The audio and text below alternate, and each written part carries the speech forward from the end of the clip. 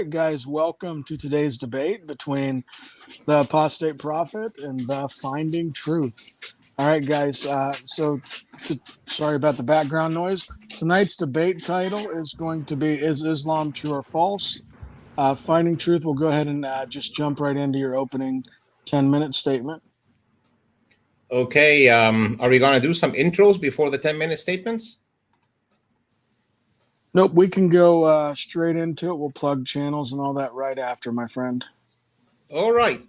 So, Assalamu alaikum and peace be upon you all. And I'm glad to be here with you today. And let's start by why Islam is truth from my perspective. Let's start from the fundamentals. So, the reason I see why Islam is true is that because, number one, it's a rational religion. So, somebody who is rational and who would like to use his mind is actually encouraged by Islam to think. And this is something that you would typically find in a religion that, or in a concept that is true, things that are typically asking people not to think about them are hiding something. Now you would expect that in a religion or in a construct that is true. Number two, it is consistent with the major previous religions that preach the existence of God, basic morality, and I can argue that it is actually prophesied by other religions, like at least Abrahamic religions and maybe even Hinduism. Obviously, it does insist and preach that God exists and that He is one, which is, I think, again, something that is a rational and logical conclusion of somebody who has who can actually use reason to reach this result. And then, if God exists and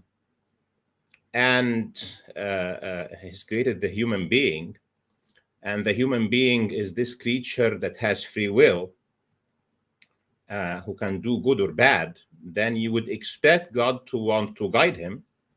And you would expect that with the continued development of the human being and the human condition, that God will send down a religion that will be consistent with the development of the human intellect, and that will guide humanity to a moral and an intellectual standard that can survive and that is protected by God to lead humanity until the end of time. And I think Islam fulfills those criteria. I also like about Islam that there is no divinity for any person. So every person is fallible. Only God is divine, and His prophets are guided by Him. So even when they even do things that are less preferred than other things, He would guide them to the extent that at the end of the day, their lives can be used as role models. I think that Prophet Muhammad, peace be upon him, is a great role model, and that his life being preserved in this way is also evidence for a religion that is meant to come to the stage and last and become a doctrine for life, a way of life, a style of life for people. Now, if we go beyond the fundamentals, then I think why Islam is true would vary according to which person is talking. So, for example, if somebody is already a Muslim who is a practicing Muslim, because there's a wide spectrum of people who call themselves Muslims, but if somebody who is a Muslim who is a practicing Muslim, who has Islam living in his heart and his body, and he is walking what he is talking and what he is feeling. So you would expect from a divine religion that has come down to guide humanity and to give humanity peace and happiness, to cause the effects of peace and happiness and tranquility to the person who practices it. You would expect that he would be consistent with himself and that he would lead a happy life. My experience with Islam is that it fulfills this. in one's life. You would expect a divine religion to enhance somebody's relation with himself, to connect him with himself, and to enhance his religion with people who matter to him and to society and humanity at large, which I think Islam also fulfills quite well. On the collective, you would expect that if this is the effect of Islam on the individual, that it can also, it should also be able to elevate societies that adopt it to the extent that the mainstream of the society is not only Islam, but also practicing Islam. And 5 minutes remain. Yeah, and historically, we can see that a nomadic, vicious people who had no place on the stage of world civilization, which represents the state of the Arabs at the time of the revelation, through Islam in a very short amount of time, in few years, became the moral standard of humanity, and actually converted the nations that they went to after having world dominance to a much higher moral standard than their existing standard before joining Islam.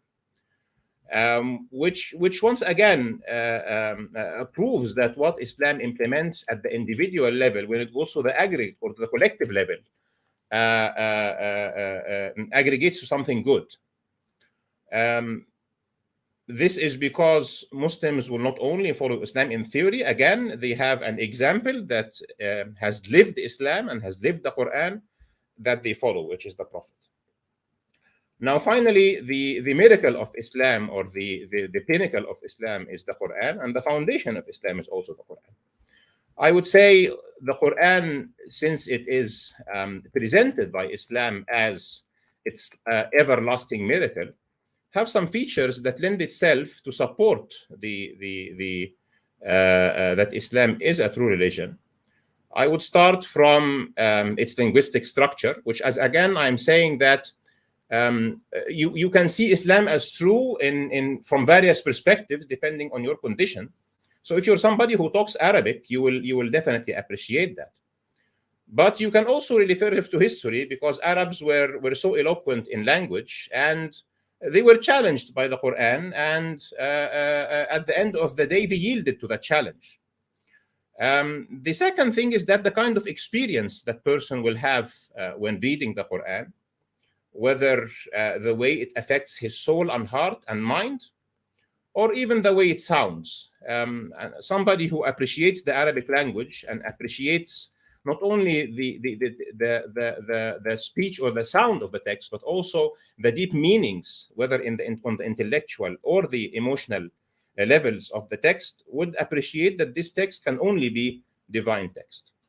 A third category will be the predictions of the Quran. Whether the predictions of the Quran about its own self, for example, that it will be preserved and not changed, which can be easily checked, or a fact check will show that Muslims have just one Quran that they agree upon, with its different qira'at, but this is one Quran.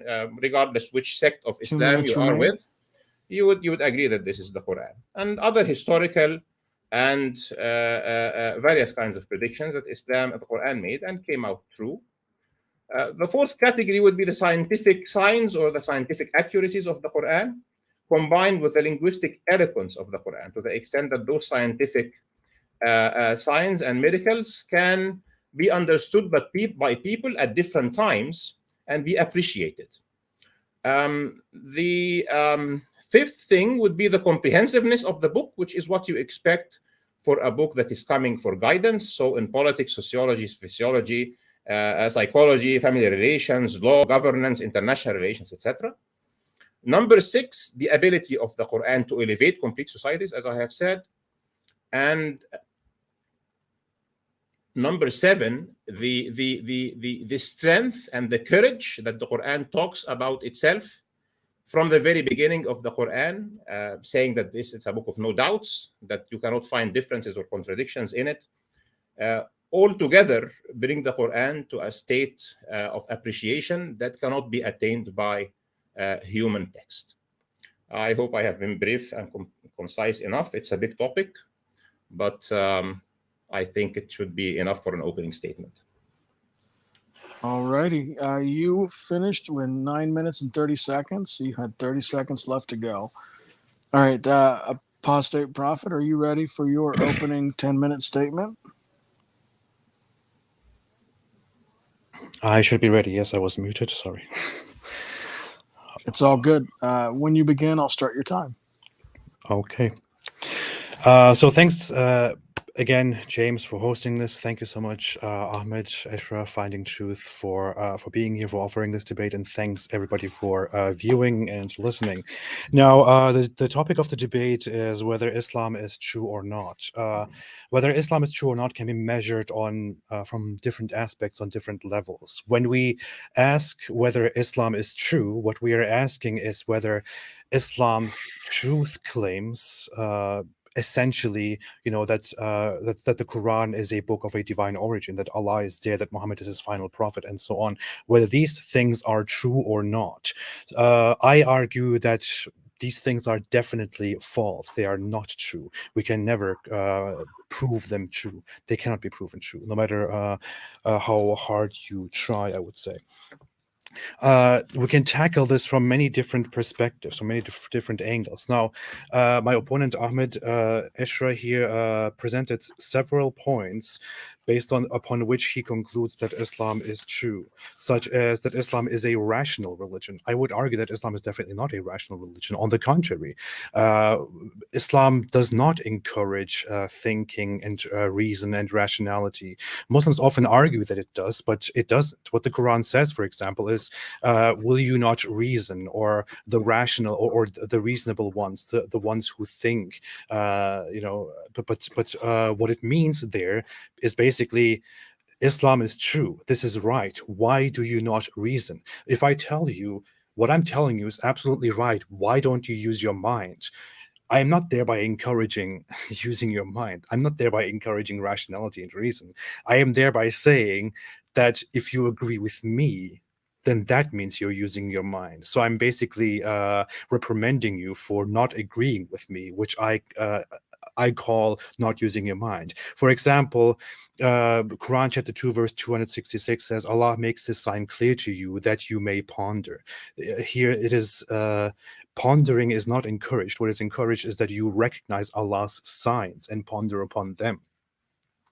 It says in chapter 3 verse 137, travel through the earth and see those who denied the truth. It doesn't tell you that you should think independently, but that you should be scared of those who denied your words. In chapter 3 verse 191, it says, those who remember Allah and think on the creation of the heavens and the earth. So what it does is it tells you to think about what the Quran claims is true, not to think and arrive independently at reason. Thinking about a specific thing, encouraging people to think about this and come to this specific conclusion is not an encouragement of rationality and reason. It is an encouragement to agree with you and with nothing else. Of course, we also see in chapter 3, verse 192, for example, that the Quran explicitly says, indeed, whoever you admit to the fire, you have disgraced him, and for the wrongdoers there are no helpers. This comes incidentally directly after the Quran encourages that you agree with the Quran. So what the Quran does here is to say, use your head and agree with what I'm telling you. Otherwise, you will burn and suffer painfully. It says otherwise, if you obey most of the earth, you will come to assumptions and be false, and so on. I would definitely not say that the Quran is that Islam is a rational religion. Is Islam consistent with previous religions? I would say it is not. I asked Bart Ehrman, who is a very, very well-known, renowned Bible scholar and scholar in the New Testament and Jesus.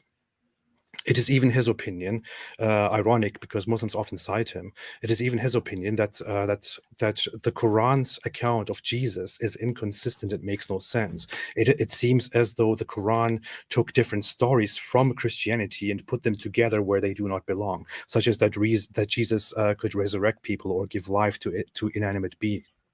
beings, or that Jesus was born of a virgin, or that Jesus was not crucified because he could not be crucified. These things are ideas that do not align with Islam's account that Jesus was merely a messenger and not a higher being. It doesn't make any sense within the Islamic theology that Jesus didn't have a father. Not having a father in across cultures around the world, especially in the Greek cultures, was a feature of a divine origin, divine fatherhood, which is why Jesus didn't have a father. Islam adopts Jesus ignorantly, but provides a narrative for it which does not fit within its own theology. Islam has the Kaaba, a pagan polytheist building which has no place in Abrahamic religion. Islam has the sacrifice feast, the Hajj, the form in which Muslims pray, and so on. Many things which simply do not belong in the Abrahamic religion. In the Abrahamic religions, the idea is to pray, to worship God. In Islam, the idea is to worship the Quran and the Quran's God, and to recognize Muhammad as his assistant in order to be a true believer and avoid hell. Muslims are very openly, in Muhammad's words, discouraged from reading the Bible, for example, and 5 minutes remain. when it comes to the great model Muhammad, we can talk about this endlessly. We do. I would definitely say that Muhammad is not a very insightful character. He made false prophecies, such as saying that the world would end within 100 years.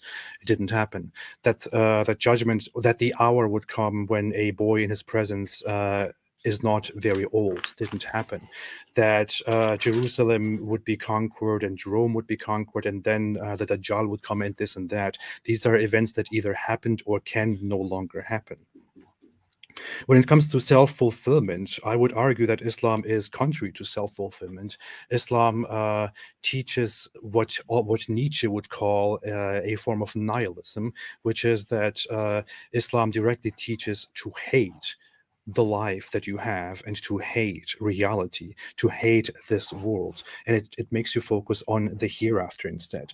To quote the Quran, it says in chapter 6, verse 32, and in chapter 29, verse 64, that this world's life is nothing but play, and it will all just go away. So what you have to do here is to not focus on the worldly things at all, but rather simply to worship Allah, because that is your only purpose in life, and you will die and go there, which is why fighting for Allah and dying, for example, are seen as extremely valuable things, more so than anything in life, because the worldly life is worthless. Worldly pleasures are worthless. They are discouraged, which is why in Islam, culture and entertainment is not very highly valued. It is, on the contrary, often condemned. And Islam has a focus on denying yourself pleasures, denying yourself happiness, and only looking for death and the hereafter. So is that a sense of self-fulfillment? I would disagree. And global statistics and reports of self-reported happiness would agree with that as well, because they rank the Islamic world very low in terms of human development and happiness, whereas the liberal West, for example, is rated very high. When it comes to the Quran miracles, linguistic miracles, in the words of scholars like Shadi Nasser, Marin van Putten, and others, 2 minutes left. are incoherent because the Quran itself shaped the Arabic language which it took and created its own grammar. And you cannot say that the Quran's language is miraculous because you have nothing to measure it by. It is merely a unique book which has a poetic language, which is though not miraculous. And you cannot find the Quran in lists which list the most eloquent, the best texts ever written. So I would definitely contest that. The Quran has not been properly preserved since the beginning. We cannot argue that. We cannot prove that, because we never know how the Quran actually came into existence. All we know is that Muhammad apparently recited the Quran to his fellow people. Many people heard it, noted it, or memorized it, then brought it together and compiled it. And from a certain moment, then it was preserved. But that's all we know. We don't know whether we actually have the Quran which Muhammad recited or not. We cannot know that. In terms of science, I made a video in which I listed 60 scientific mistakes of the Quran. The Quran doesn't understand the sun. It says that the sun has a stopping point to which it travels. a resting place, to be very specific, that the moon and the sun follow each other, that Allah holds the sky and prevents it from falling down on us. The sky is not such a thing. In terms of consistency, the Quran says that if the Quran has only one contradiction, then it is false. It would have many contradictions within itself, and we can lengthily argue about that as well. I don't think Islam gives us any proper answers for life. Islam doesn't have any qualities that make it appear right. And Islam also tells us that Allah guides and misguides when He wills, but gives us the mission to believe in Allah when it is in Allah's hands, whether we believe or not, according to the Quran itself. It is illogical. It is ignorant. I don't think Islam is true at all. Thank you. And that is time. It's almost like you had that set behind you. Finding truth. If you are ready, you can go to your 10-minute rebuttal. Then AP will get a 10-minute rebuttal. And then we'll move into the 5 minutes of hot questions. Go ahead, Finding Truth, whenever you're ready. All right. So AP here mentioned so many things. I don't think we'll have enough time to go through the whole of them. But let's try to address them as fast as he mentioned them. So the first thing he said that Islam cannot be proven to be true. I don't think he gave any reason for that. Anything can be proven to be true or not true, as far as the word proof means. So you would collect evidence and you would look at where the evidence takes you. And if the evidence takes you more to something being true, you consider it true. This is how you know if something is true or not. He said that it is not a rational religion. And then he actually quoted some verses. He quoted the translation of meaning of them. And while the verses are obviously asking Muslims to think, he says that it's asking them to think in a rhetorical way, just to command them to accept it. If they don't accept it, then it's essentially like warning them, which is not what the text says. So, for example, in the Quran, it says, أَفَلَا يَتَدَبَّرُونَ الْقُرْآنَ أَمْ عَلَى قُلُوبٍ أَقْفَالُهَا. Do they not ponder the Quran, or their hearts are locked? There is a multitude of ayat that says, for example, it says, قُلْ سِيرُوا فِي الْأَرْضِ فَانْظُرُوا كَيْفَ بَدَأَ الْخَلْقِ. Walk the earth and look how creation has started. It's actually asking you to do scientific research in the origins of life. سنريهم آياتنا في الآفاق وفي أنفسهم حتى يتبين لهم أنه الحق. We will show them our signs in the horizons and within themselves until it is evident or obvious to them that it is the truth. So he will show you signs. He's asking you to think of those signs, whether in the horizons, be it the horizons of your knowledge or the horizons that you can access by your sight or by even scientific equipment. And within yourself. So look into the inner things of yourself. Look at the smallest thing you can find in yourself. Look at molecular biology, for example. It happens, for example, that I am having this series with Dr. Fazrana where we are pondering on the molecular biology level to see, and we many times we do some comparative analysis to what the Quran is saying, and sometimes even what the Bible is saying. Depends. He would quote things from the Bible, I quote things from the Quran. So the Quran does ask Muslims to think. And at the end of the day, as a rational person or person who would follow evidence, I'm an engineer and I'm a person that have learned science for the whole of my life. I would look at the manifestations of something. Engineering is about application. So if we look to the history of Muslims, Arabs who came out of Arabia, who had no civilizations whatsoever, have been encouraged actually by Islam to do scientific research, and they led the world, not only in terms of ruling the world, but they have created a huge and unprecedented scientific resurrection of the world after Europe was actually in the Dark Ages. Muslims were taken out of the scientific leadership of the world when their Islamic adherence went down. So there is an obvious correlation historically between Muslims being at the pinnacle of their adherence to Islam and Muslims also being at the pinnacle of their scientific advancement and civilization. He said whether it is consistent with previous religions. Actually, I mentioned that in the fundamentals part. And in the fundamentals part, I talked about God's existence and about his being one God. and about him being the only divine being, and about humans being humans. And obviously, Islam differs with Christianity in that, and Islam is clear about differing with Christianity in that. However, if we are talking about Christianity of today, this is something, and if we are talking about Christianity that came with Jesus, something else. I did read the gospel, and there is nowhere in the gospel that I can see Jesus claiming that he is divine. So even if we could compare Islam to the scripture, there is no issue. He says Islam has a Kaaba, and this is not in the Abrahamic religion. Actually, the Kaaba was built by Prophet Abraham, and this is why it was venerated by his descendants, being the people who lived around the Kaaba, which was built by him and by Ismail. He said Muslims worship the Quran. No, Muslims do not worship the Quran. Muslims consider the Quran as God's word, and the Quran is divine because it is God's word. But we don't worship it. We execute and we live the Quran. We don't worship it. There is no meaning for saying something like that. The Quran is our tool to understand what God wants from us, and we perform what God wants from us. And this is what is the definition of worship. So following the Quran is the definition of worship according to the life of the Prophet Muhammad. Muslims are discouraged from reading other scriptures. This is false.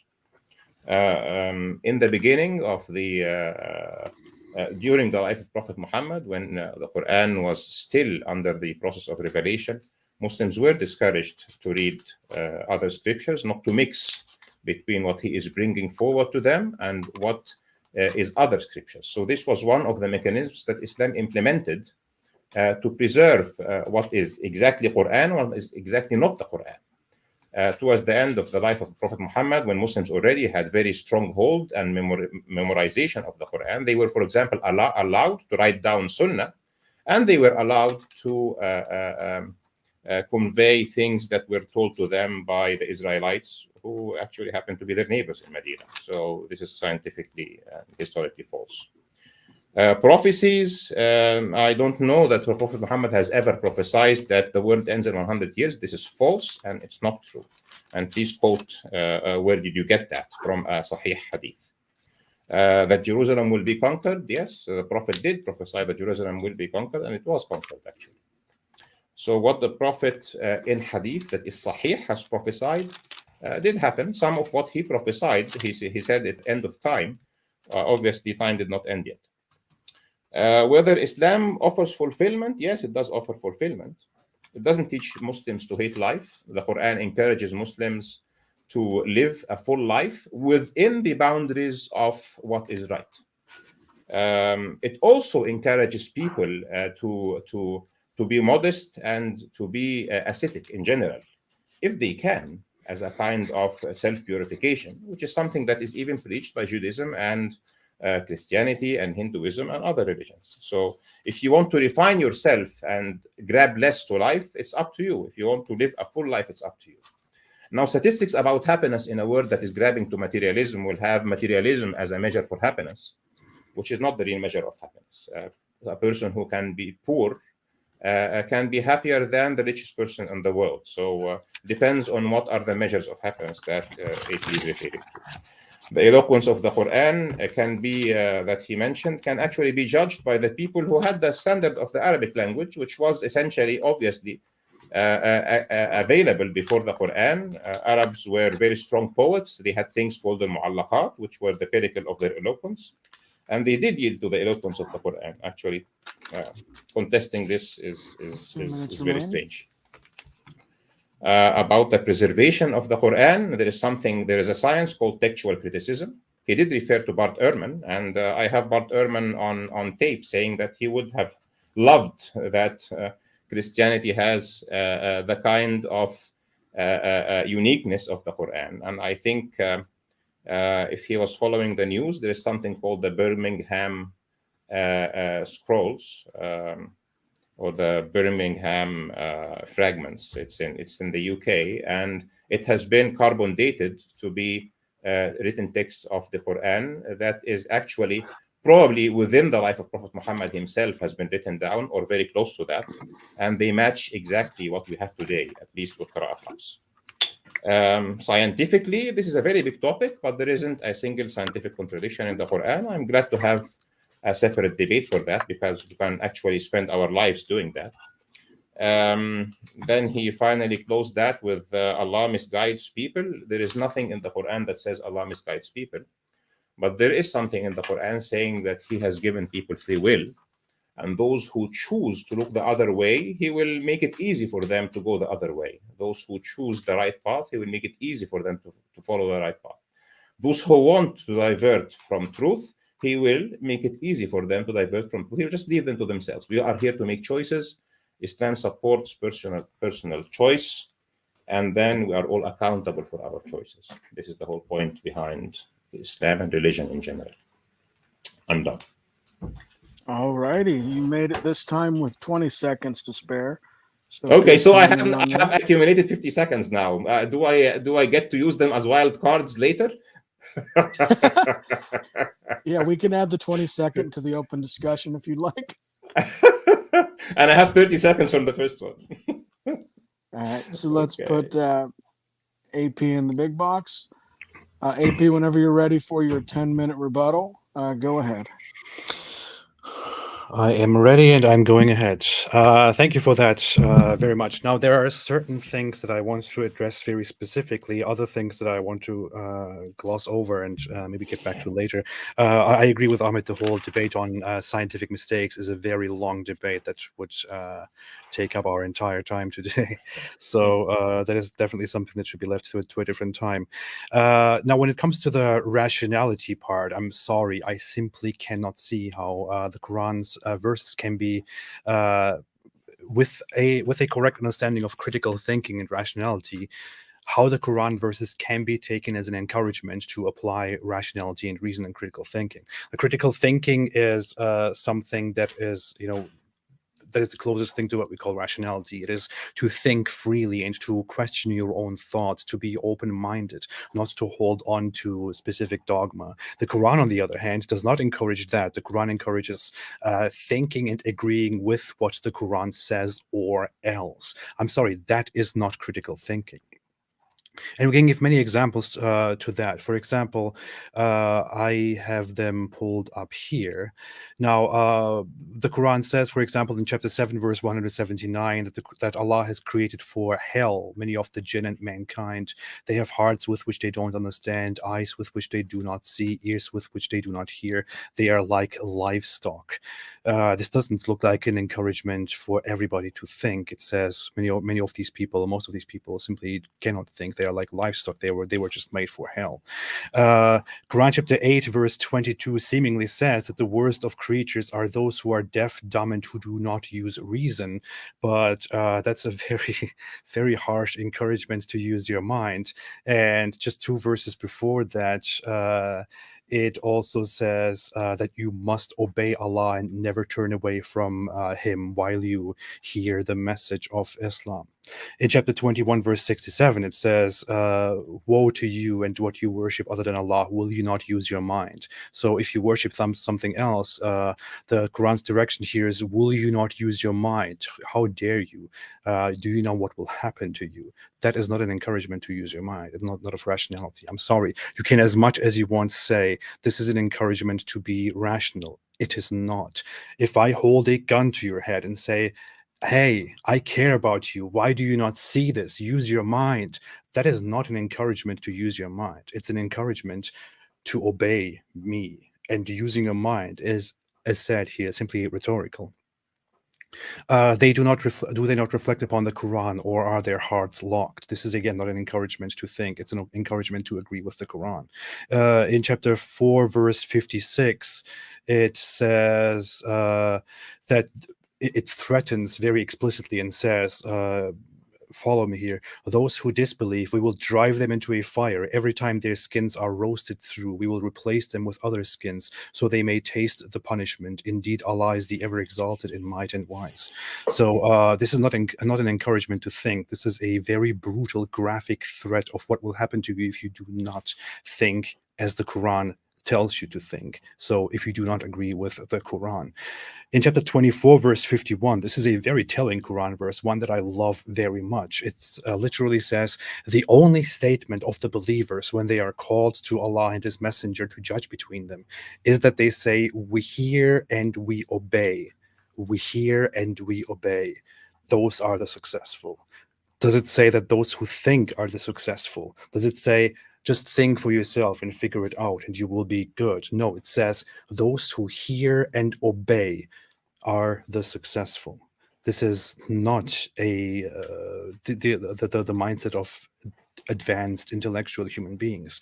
And finally, to give an example from Muhammad himself, Muhammad said in a certain quote, Sahih Bukhari 3276, Satan comes to some of you and says, who created this and who created that, until he asks who created Allah.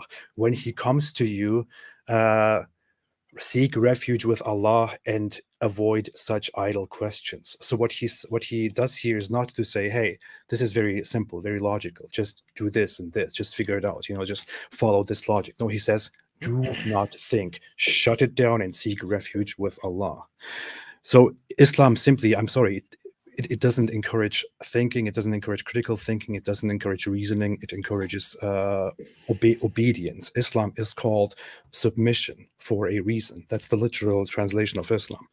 When it comes to the Kaaba, the Islamic claim is, of course, that Abraham built the Kaaba, 5 but that minutes is remain. entirely unfounded. Abraham leads back to everything that we know about Abraham comes from pre-Islamic Abrahamic scripture. In that scripture, the whole journey of Abraham takes place far in the north from Mecca and from where the Kaaba is.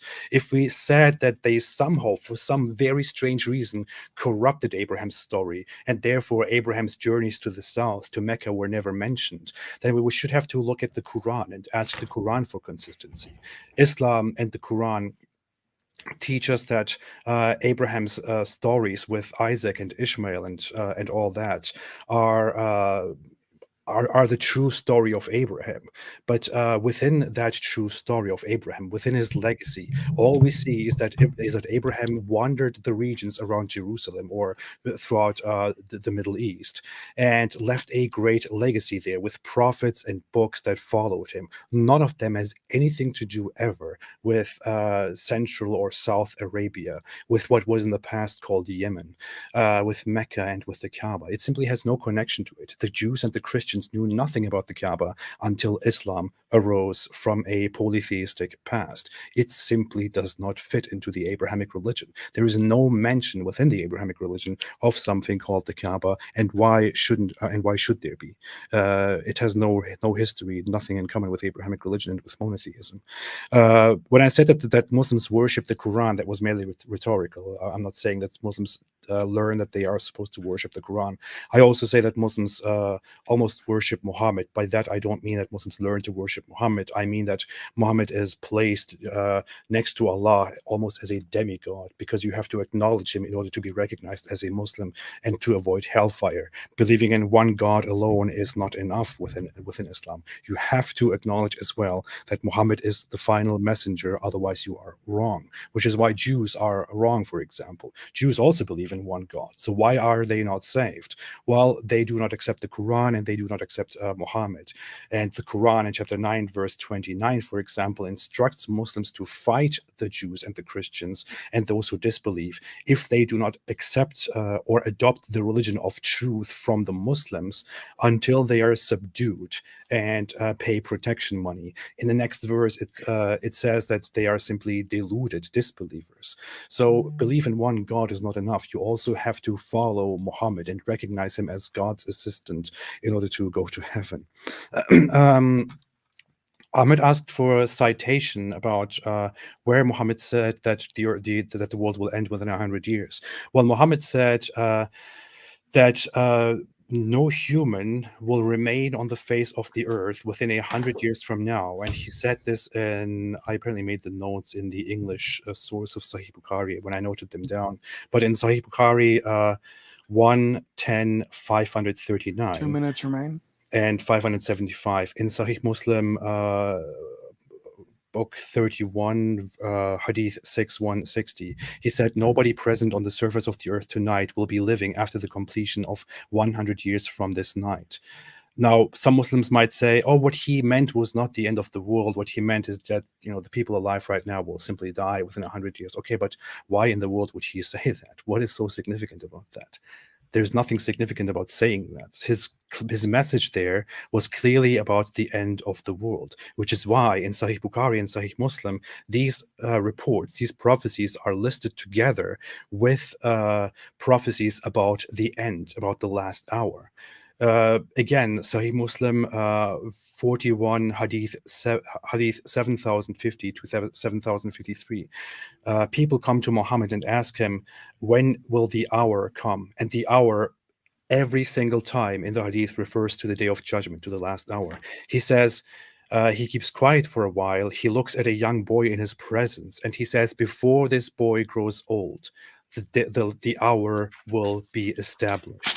That is literally what he says. Before this boy grows old, the hour will be established. In Hadith language, it every single time means that the end will come. But for some reason, because the end didn't come, Muslims will often reinterpret this nowadays and say, well, he didn't mean the end of the times. So when it comes to linguistic inconsistency, as said, Shari Nasser himself, Marin van Putten and others who are scholars in the field say that the Quran is linguistically inconsistent and that it can't be measured by any yardstick. And that is time. Okay, thank you. Okay, so this, guys, brings to one of my favorite portions of the discussion. This is hot question time. I think I explained this to you guys beforehand, but let me sum it up for the audience. In this period, Finding Truth will go first. He'll have 5 minutes to bombard AP with as many questions as he can. If he doesn't feel AP is answering a question or going in an appropriate direction, he can stop and redirect to another question. Then AP will get 5 minutes to do the same thing. And then we'll get into after that with the open back and forth dialogue. So Finding Truth, whenever you are ready, I'll set your timer and you can start smashing out these questions. Sorry, can you repeat that? We're going to 5 minutes of fast questions on my side and then on his side, right? Yep. Mm-hmm. Okay. So I'll answer this question first. So once again, when we're talking about critical thinking, if I tell you you need to think before you get drunk, otherwise you'll make an accident if you drink and drive. Okay, does that mean I'm not asking you to think or what? You're muted. Sorry. No, that means you're asking me to think because you're telling me about something reasonable. Sure. Good. So if the Quran says if you disobey the Quran, you will go to hell, and you need to think of the fundamentals of life, including that God exists and He has sent revelation, otherwise you will go to hell, for example. Mm-hmm. Why would you consider that not asking for people to think? He's just telling you to think and then mentioning the consequences. So mentioning the consequences and showing you that it's a grave consequence does not mean that I do not want you to think. It means there are certain differences in it. There are certain differences in that. For example, when you tell me, think first before you drink, because otherwise you will have an accident, you are talking about an observable reality and merely asking me to think, right? When you, however, tell me to think because otherwise I will be punished by you because I have to believe in what you tell me, then you are not telling me about an observable reality. You are simply telling me to believe you or else. So those things are hardly comparable. So let me tell you this. So now your objection now is not that the Quran is not asking you to think. Your objection is essentially that you do not believe what the Quran considers tells you is the grave consequence of not thinking. So sure. let's make this segregation. That it is because you do not believe what the Quran or any other religion, because there is hell in other religions too, and other religions say if you don't believe, you go to hell. So Islam is not new on that. So let's make a big difference. Yeah. I entirely disagree on the point to begin with that Islam encourages you to think, because I cited many sources in which it says that you are simply supposed to obey when you hear the message. Okay, that's another point. So let me go again here. So I are you a person who obeys the law, or you are not, or you're breaking the law every now and then, right, left, and center? I try to obey, yes, because we Okay, know so the is obeying? consequences. Why do you obey the law? Depends on why. When I agree with the law and when the consequences are severe, then I obey because I know that the law is reasonable and that otherwise I might get in big trouble. Sure. So again, you acknowledge that you should obey law that is made by humans, but you do not acknowledge that you should obey a law that is made by God. Is this the issue, or is the problem that you do not accept that it's made by God? Well, I used So to.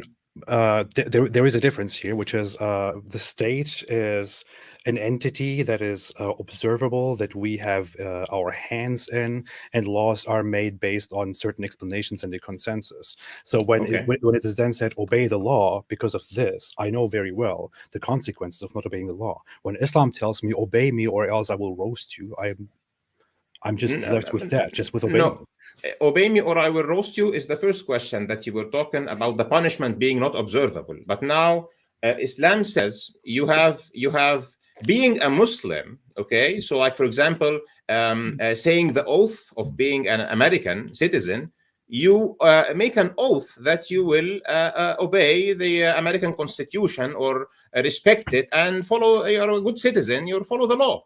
Okay, so it's like samana wa ata'na also. It's the same thing. If you don't accept the American law, you'd rather not say the American oath. So Islam is just saying the same thing. If you say you're a Muslim, you accept the Islamic law, and this is samana wa ata'na. It's natural in human systems. It's more natural in divine systems. Now, the next thing I would like to ask there you is something is, very different about the nature of that, though, because when we are in America, for example, America tells us obey the law, be a good citizen, but you know what? You have complete freedom to speak and to think, and offer changes within the society, which is why this is a free country and there is a republic and a democracy and so on. Within Islam, you are not told that you are free to think and to question and to speak. You are told obey or else, and abstain from thinking, abstain from speaking, because the consequences will be clear. Except that is not true, because Islam accepts that Jews and Christians and Maggies and people who are like Hindus, etc., live under it, and they obviously do not accept Islam, and they have lived under Islam for hundreds and thousands of years. Of course, under certain circumstances, such as paying protection money and being humiliated by the Muslims, they cannot practice their religion freely. You live in the United States and you pay taxes. It's not considered And humiliation, actually. that is time for the first set of 5-minute questions. Now, AP, it is your chance to be the aggressor. I was actually not very aggressive, by the way. There's no need for being aggressive. I'm enjoying the discussion, and that's no, you're good. It's just a way to play up the intensity of the 5-minute hot questions. All right. You make it a big deal, then people think it's a good part of the debate. Okay, I'll be aggressive now. All right, AP, whenever you're ready. Go ahead. All right, I want to ask you the following question. Now, you have told me repeatedly that it is in my hands whether I believe or disbelieve, and that I will simply pay the consequences of my actions, right? Yeah. Right. According to the Islamic belief and according to the Quran, Allah created me from the very beginning, right? I'm sorry, I lost my head. No problem. Allah created me, right? Yes, and he fully designed me. He knew everything that I would do. He knew every choice that I would make, and he designed my my intellectual abilities, my nature, my surroundings. So everything that makes me me, and everything that makes my choices, he created everything, right? Yes, he did. Okay, and according to the Quran, again, I can do nothing except by the permission and the will of Allah, right? Yes. Okay, if I now end up disbelieving in Allah with everything that He gave me, and I end up not believing in Allah, did I make that choice, or did Allah make that choice for me? You did make this choice with His permission. I made the choice with His permission. So, so you are saying I created something, I made something, I brought something into action, which He did not decide. He permitted you to take this decision because He permitted free will in the first place.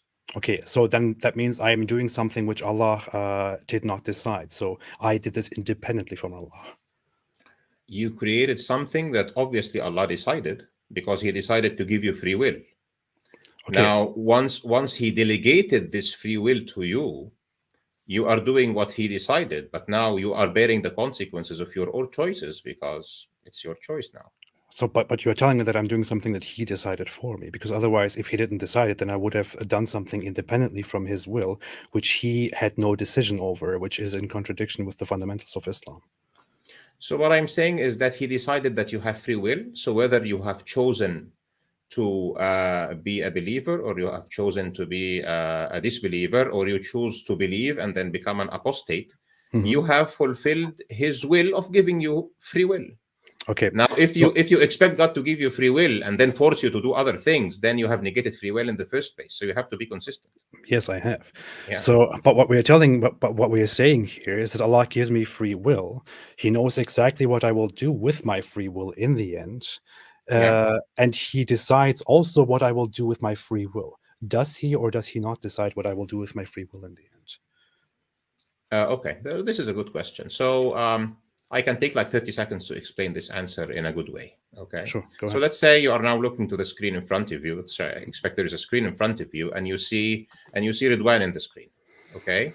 And you see that you're wearing red. Is the screen making you wear red, or it is just showing that you are wearing red? It's just showing. Yeah. Okay. So the screen is not forcing you to wear red or anything. Mm-hmm. So let's say that the screen that is in front of you is showing you Ridwan in 100 days from now. Okay, and it's showing you that you're wearing green, right? Is it forcing you to wear green, or is it just showing you that you're going to be wearing green in 100 days?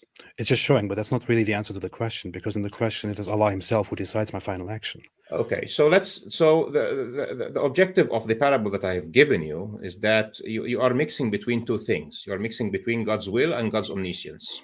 Okay, so His will is that we have free will. Okay, but He also knows what we are going to do with free will. But so let's make a parable that His knowledge is like a mirror, except that it sees the future as good as it sees the present and the past.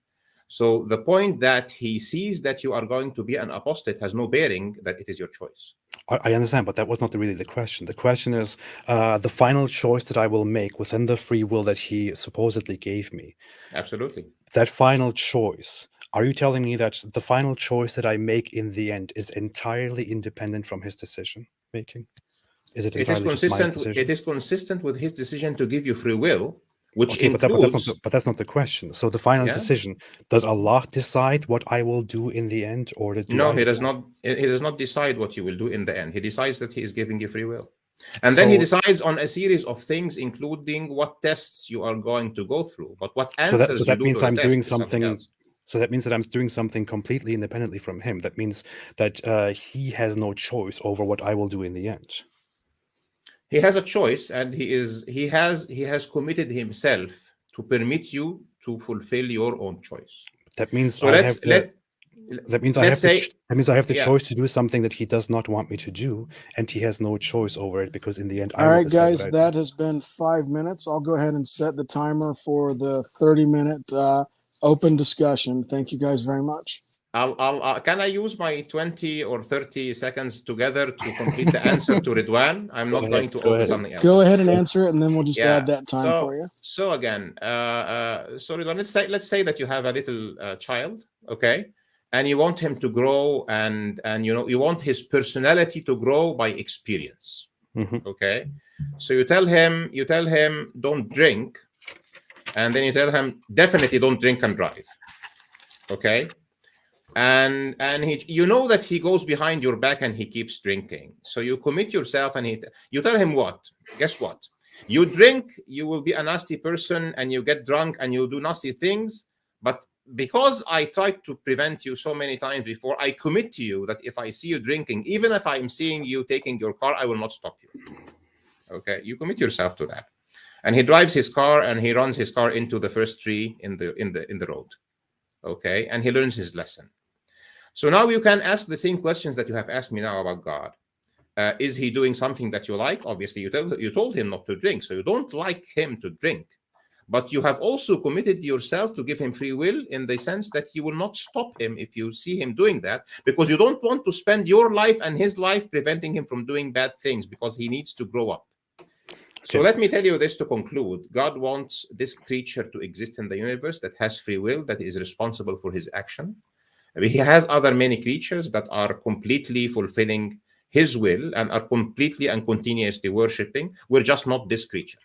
Okay, so this is my Unfortunately, answer to your question. Yeah. Unfortunately, I don't think on multiple levels this is not comparable to the example at hand. Now, first off, one reason, which is actually beside the point of the original argument, one reason why this is not comparable is that in the example of a father and a son, I am merely allowing my son to exist in a world that is determined by factors that are completely outside my power.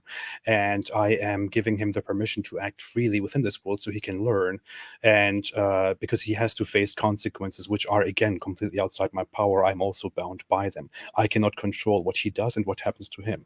This is not similar to Allah and the human. Allah himself sets the conditions, sets the abilities, sets everything that happens, sets the consequences. So he is completely in charge. If I was like Allah, I would intervene and prevent my son from doing severe damage to himself or to others. But again, this is although this is not comparable, this is not the point of the question.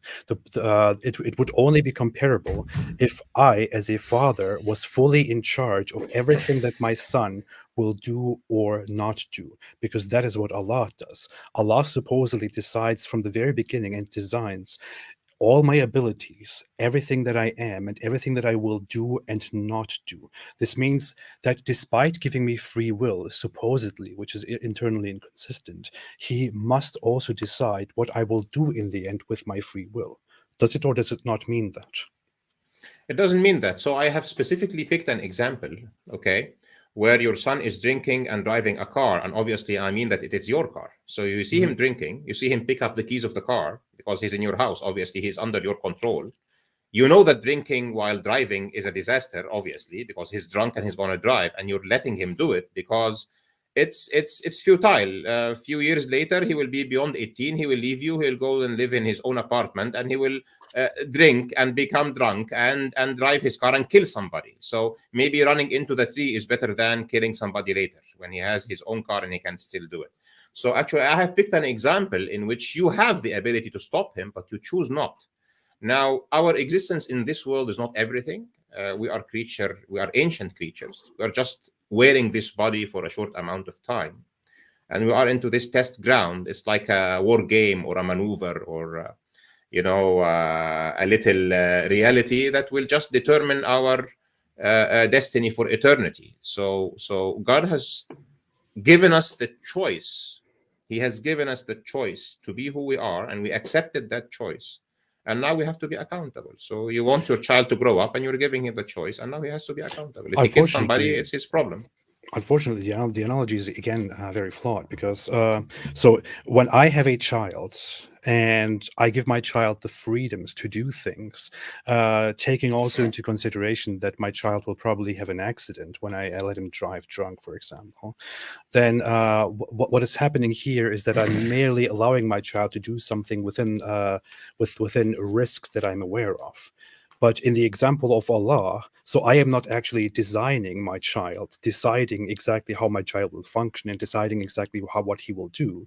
In the example of Allah, Allah designs the human, decides exactly how he will work and what he will do. He knows exactly what will happen. He knows exactly that this human will, on this day, disbelieve and then die as a disbeliever, and as a consequence of that, be punished forever. But then he goes ahead, makes the decision to approve of that plan, and puts everything into play. So the analogy is simply not comparable. In the analogy, in the example of Allah, it is Allah himself who decides that Ahmed, not you. Another one. let's say Thomas. That Yeah. Thomas will be somebody who is intellectually of these abilities, who will make these choices, who will grow up in such an environment, and who will eventually end up disbelieving in Islam and therefore be punished. It is Allah himself who makes all these decisions and who decides all of this. If you say it is not, then you are saying that this is all, that this is outside of Allah's will and design. So guess what? When your child will drive the car and run into a tree, And later, after he is, beyond 18, or even at that incident, and he is taken at a court of law, he will say, "It's my father. He did not raise me well. It's the society. It's a very bad society, and I saw people who are drinking."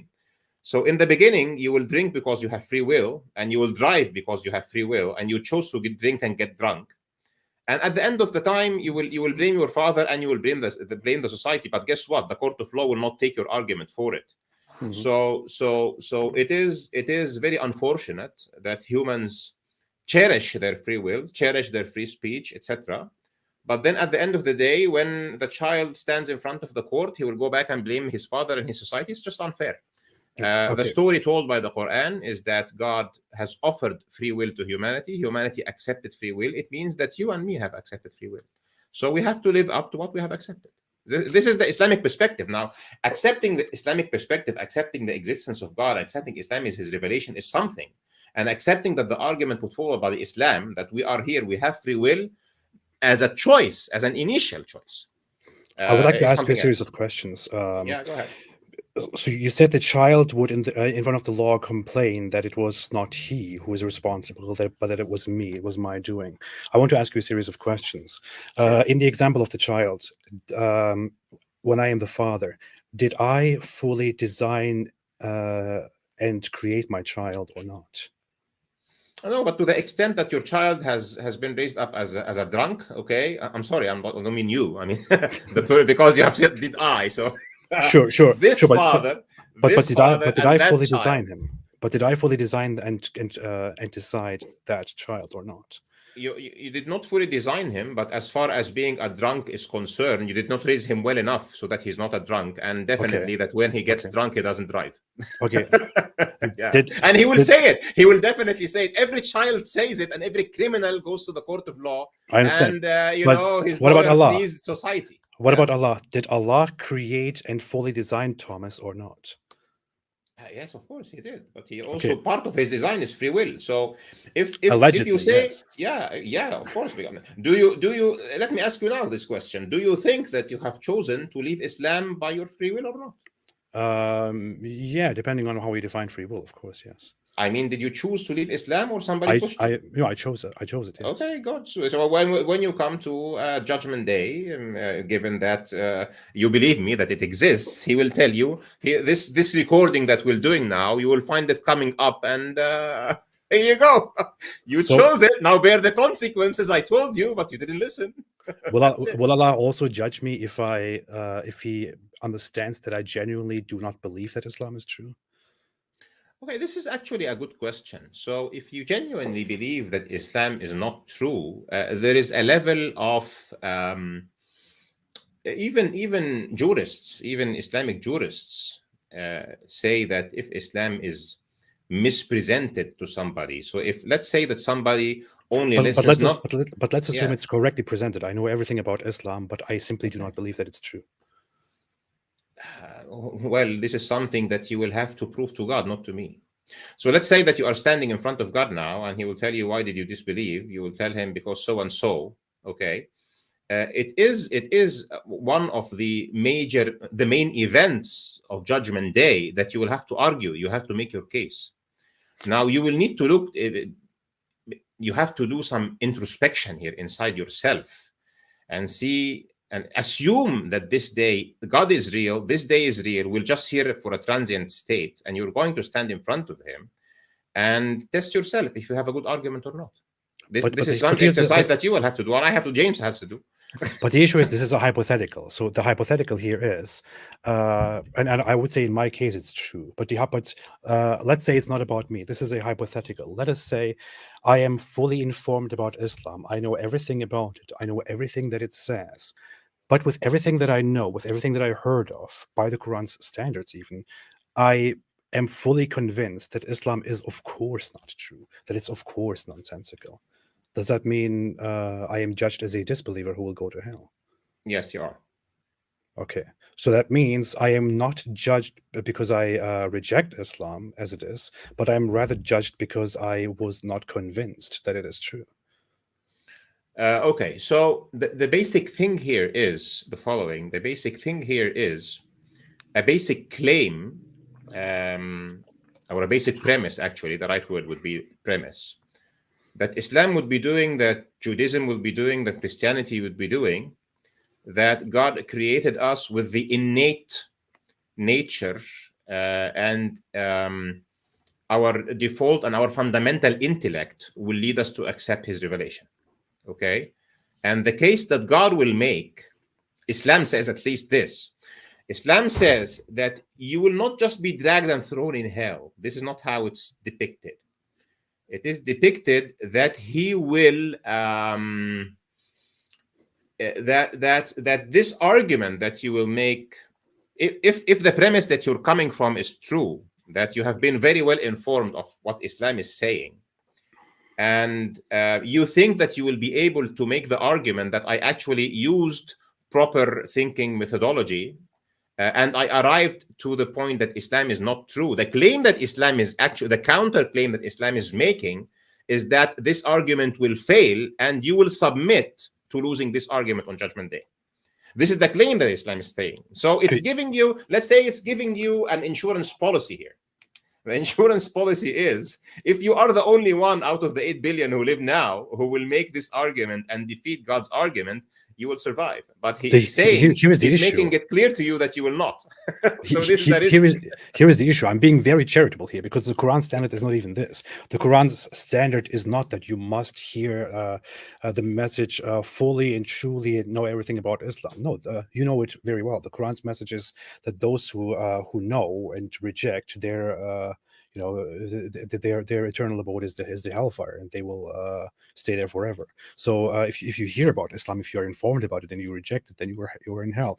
Now, the argument that we have a guarantee that this is innate in our nature, that we know internally that Islam is true and that we can recognize it, I would say is an insufficient argument, because obviously it is not good enough. Obviously, this nature that we have inside is not good enough. Now, I can tell you that I know about Islam, I am informed about it fully, but I simply believe 100% that it is nonsensical, that it is false, that I'm not lying to you.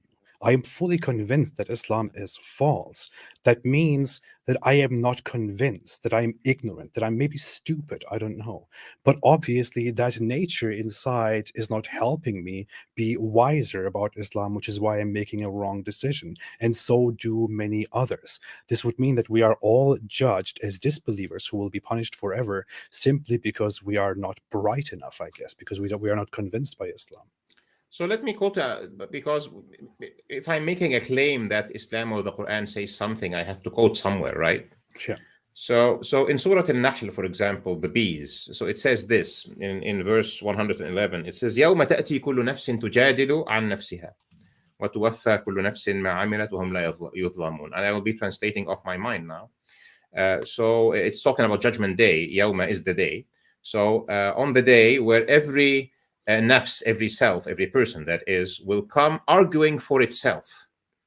وَتُوَفَّى كُلُّ نَفْسٍ مَا عَمِلَتْ. And every self will be given the even reward for what it did. وَهُمْ لَا يُظْلَمُونَ. And they will not be misjudged or unfairly judged. So it's telling you, you will be given the opportunity to argue for yourself.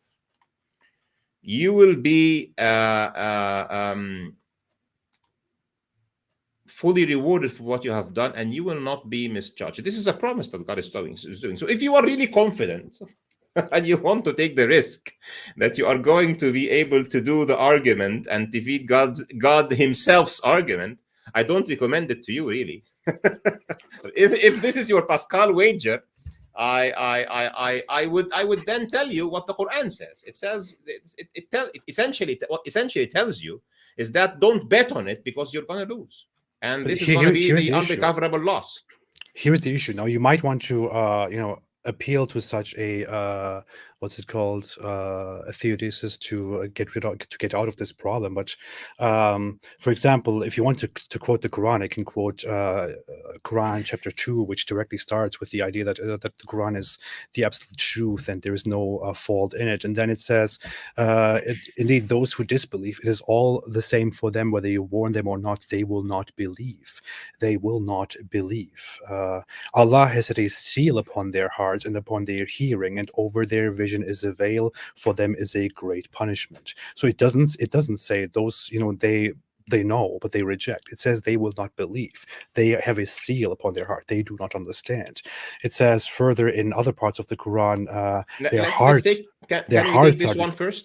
Their hearts are disapproving. They do not believe in Allah. They are arrogant. So what is the case here is that humans are simply not acknowledging faith. They are not convinced that Islam is true, that Allah is real, which is why they will be facing a great punishment in the hereafter. Now, you could say that there is a test, and you will make your argument on the Day of Judgment because Allah is not unjust, but that doesn't really mean anything, does it? And that would mean nobody will be judged, because on the Day of Judgment, everyone will be confronted with Allah and acknowledge that He is true.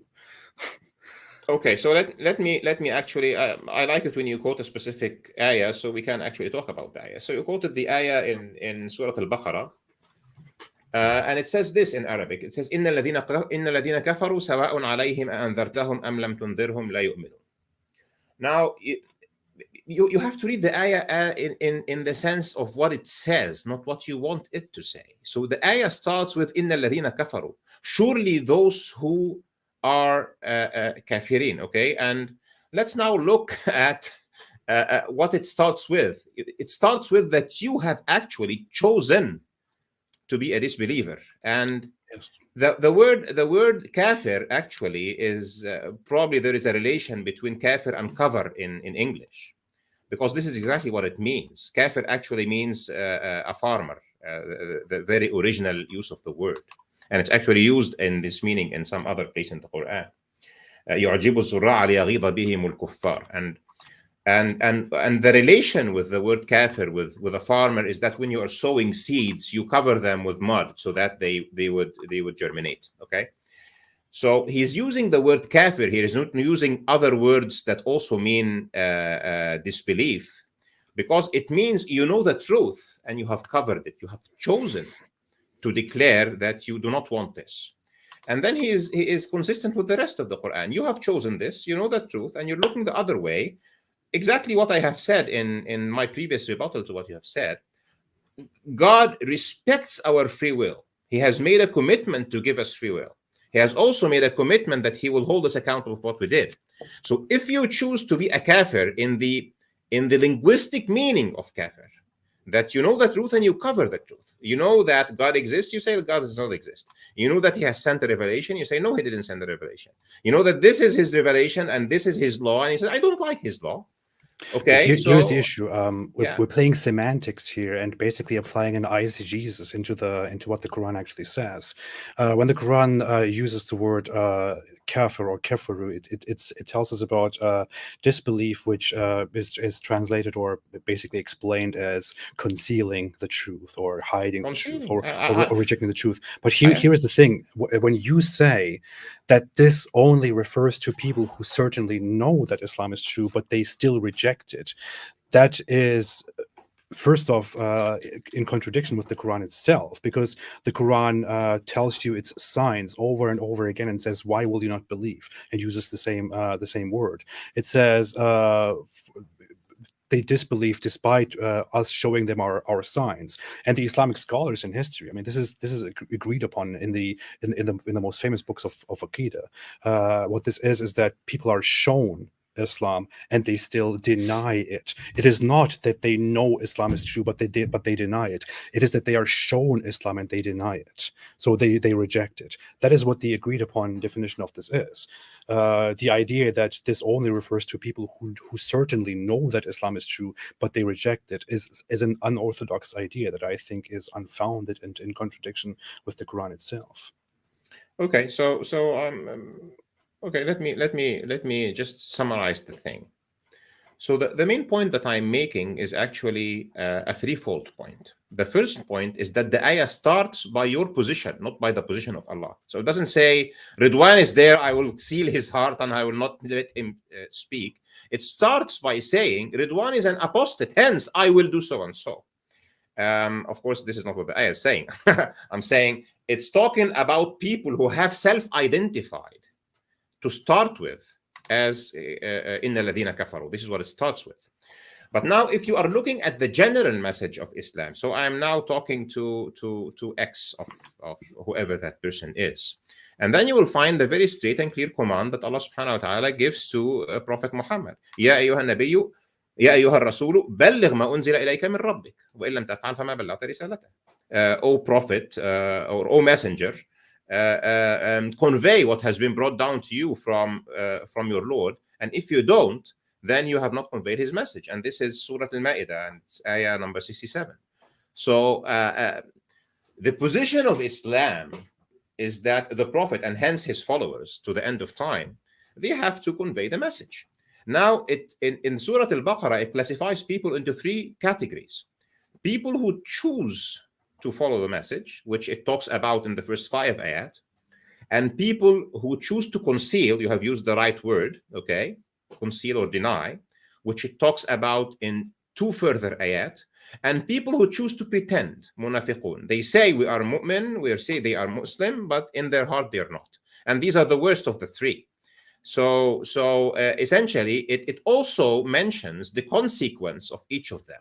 So the first one, they are successful. It ends and وَأُولَٰئِكَ هُمُ الْمُفْلِحُونَ. The second, okay, this is what you have chosen, and you are concealing the truth. You know it, but you don't like it.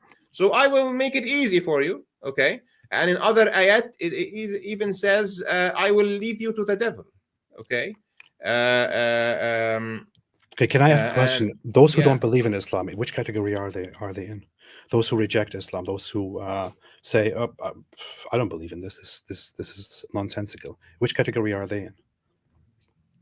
They will know for themselves. So if somebody is still in the point of doubt, he wants to find the truth. I'm not in doubt. I know that Islam is false. I say, hey, I'm fully convinced that Islam is false. It's nonsense. It's garbage. I don't know how you want me to tell it, but I mean, I'm fully convinced that it is false. Which category would I be in?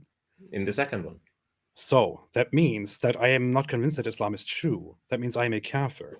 And for being a kafir and for not believing in Allah, I will go to hell and be punished forever. So obviously, I am being judged and punished because I was not good enough, I guess, to be convinced that Islam is the truth. I'm sorry, there is no way out of this. It means that I'm being judged for not being smart enough, I guess. Yeah, so the point that specific ayah that you've mentioned is that a position of kufr. I didn't call you apostate prophet. You call yourself that. I don't agree to it. But it doesn't matter. I'm judged for not believing. Right? I mean, you're in the second category in the sense of you don't believe and you're clear that you don't believe. Yeah. Okay. Yeah. So it describes the kafirs that were living with the Prophet Muhammad, and they would say this Quran is like asatir al-awwalin. This is like stories of the old. Okay, it's we don't accept it, etc. So you're saying the same thing. So the position of Islam here is that if you have reached the position of complete denial in this way, given that you have heard it, okay, the position of Islam is you don't really not believe, you're just concealing. Now, it says that since everybody is held accountable for his choice, that you will be given the opportunity to stand in defense of yourself, and you will fail. This is you have to take the claim I'm sorry, all but together. That simply doesn't solve the problem. So what you have here, let me summarize where I stand now after all of this. So combined with everything that we talked about before, so Allah creates me. He fully designs me. He fully designs all my capabilities and faculties and my nature and my environment and so on and whatever it is.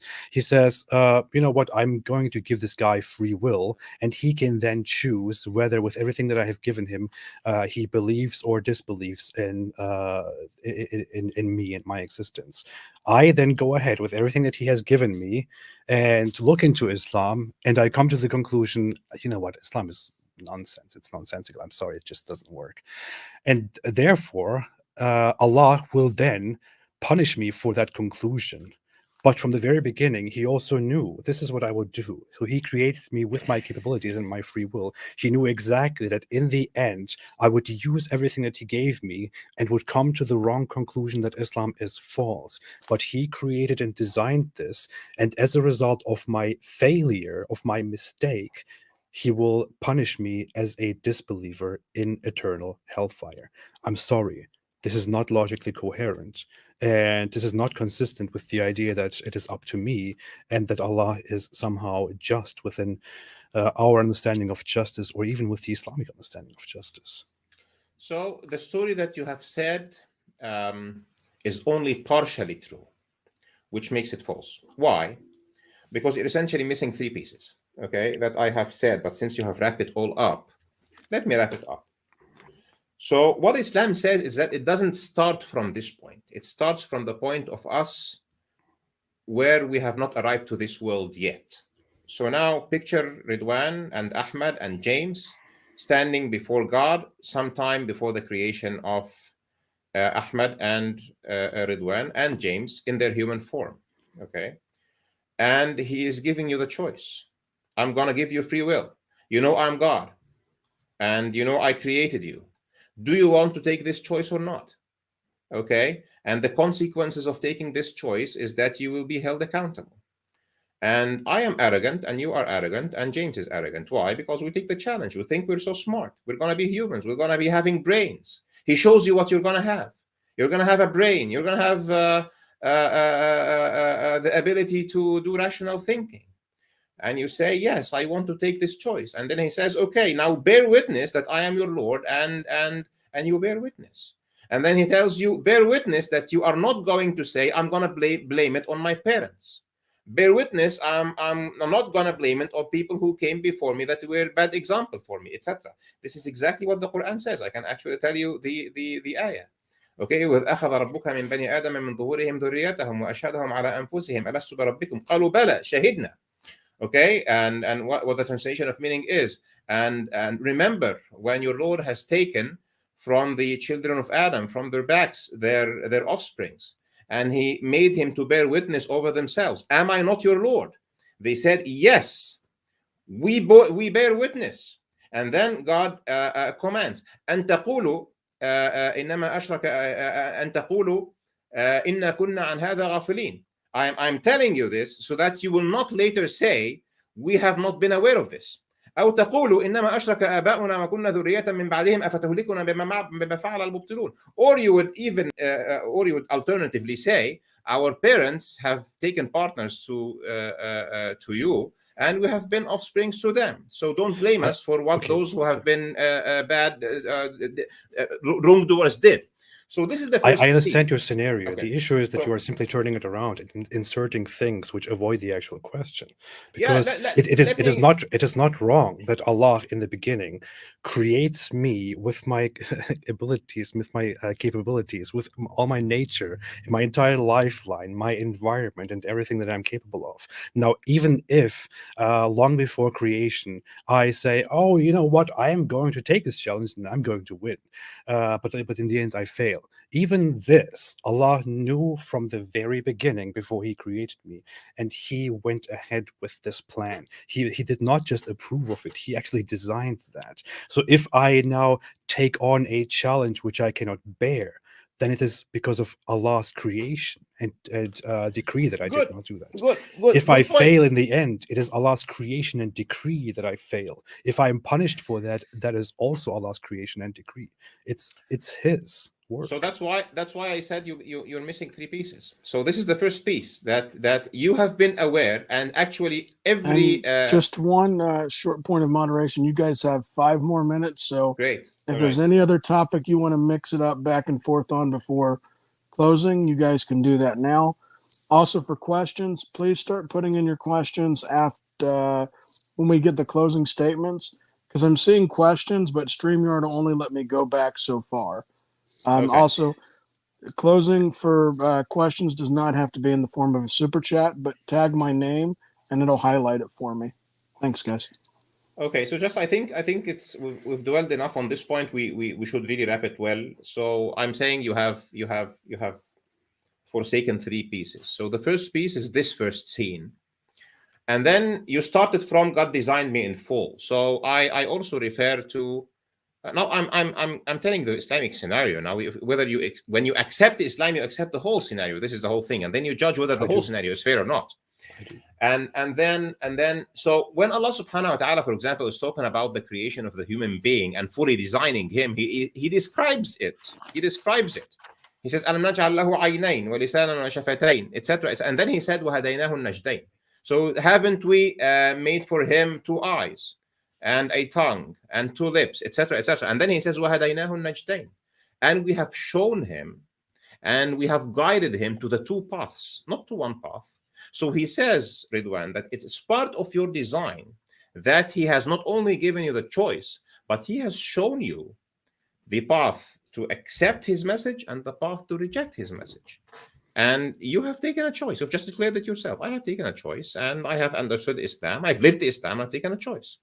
And again, he has given you the tools, but you cannot forsake, you cannot overlook that part of these tools is showing you the 2 paths. And then the third scene is you lead your life, you take your choices, we're all gonna die. And that at the end, it is very clear from the detailed scenes of Judgment Day that you will have a fair chance to make your case. Okay, this is a promise from Allah subhanahu wa ta'ala that you will be given a fair chance to make your case. And now it is a matter of personal, individual introspection, that every one of us looks inside himself. Did I really say no to Islam or to Christianity at the time of Jesus, or to Judaism, or to whatever revelation has reached me, because I was really not convinced, or because I didn't want to be convinced, or that I was convinced but I actually rejected it? I don't want to live under the constraints of this religion. Okay. This is the whole story. Okay, let me get to it. Now, here's the issue. I'm sorry to say this, but you are simply pushing the inevitable conclusion of it simply further away by inserting things that do not actually solve the problem. Now, your first insertion was that we actually agreed to a challenge before we were created.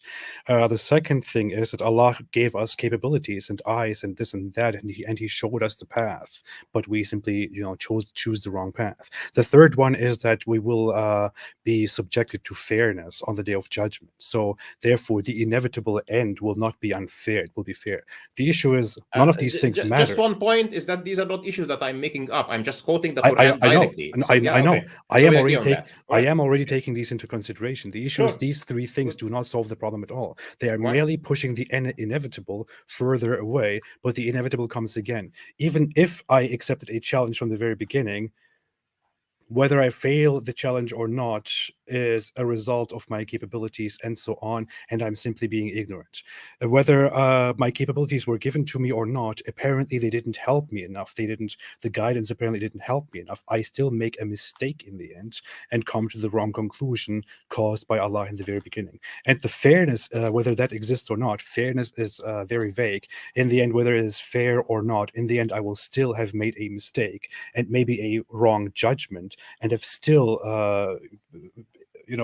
come to the end as a result of my wrong choices. And the inevitable end here is then right there. With these 3 barriers out of the way, the inevitable end is Allah created me from the very beginning with my capabilities and designed me fully, knew exactly what I would do and where I would go.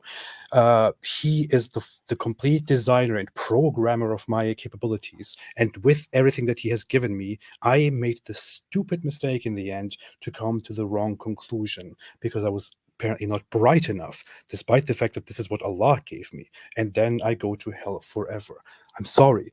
First off, it is Allah's doing and his design and decree. Secondly, Allah decrees and decides everything. It is his decision. Thirdly, I am simply being judged for not being good enough, for being stupid, for making a mistake. This simply doesn't work. Okay, so just to and this is time, so I'll give Fighting Truth just a chance to give like a 10-second response, and then so after that we'll go into your closing statement as well. Yeah, so the what he does in the beginning is not just a challenge, it's a choice. He's giving you a choice. What you do during your life is not that what he judges you is not for making a mistake. It is just a consequence of your choice. And his promise is he will be just. Now, just cannot be subjective if you believe in God, because if you believe in God in the way that Islam preaches, you believe that he is absolute justice. So now again, you have to either accept the whole package altogether or reject the whole package altogether. We cannot just take bits and pieces. And what the whole package says, you accept choice, you take your choice, you're accountable for your choice. And it seems like fair to me. So if you'd like to go to the closing statements. All right. I think it was fun, actually. So it was a good, fun, spirited back and forth. yeah, I enjoyed it. yeah, same here. Okay, so Finding Truth, you'll have 5 minutes.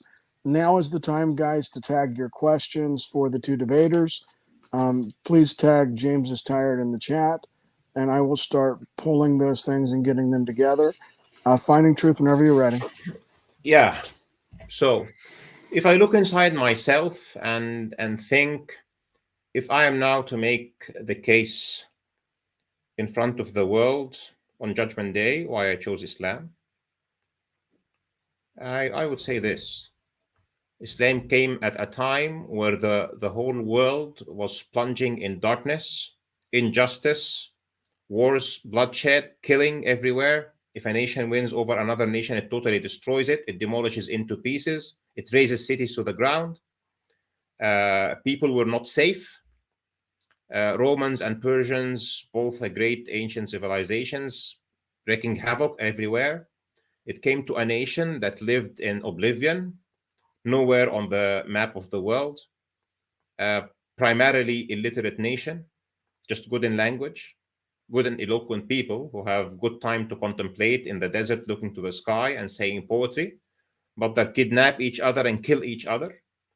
This nation, after fighting the person who came to them and tell them, stop killing, stop stealing, stop raping, stop enslaving each other, have morals, be civilized, don't deal in usury, be good to your children, be good to your parents, etc. They fought him. He lived a life, he lived an ascetic life. He lived and he left this nation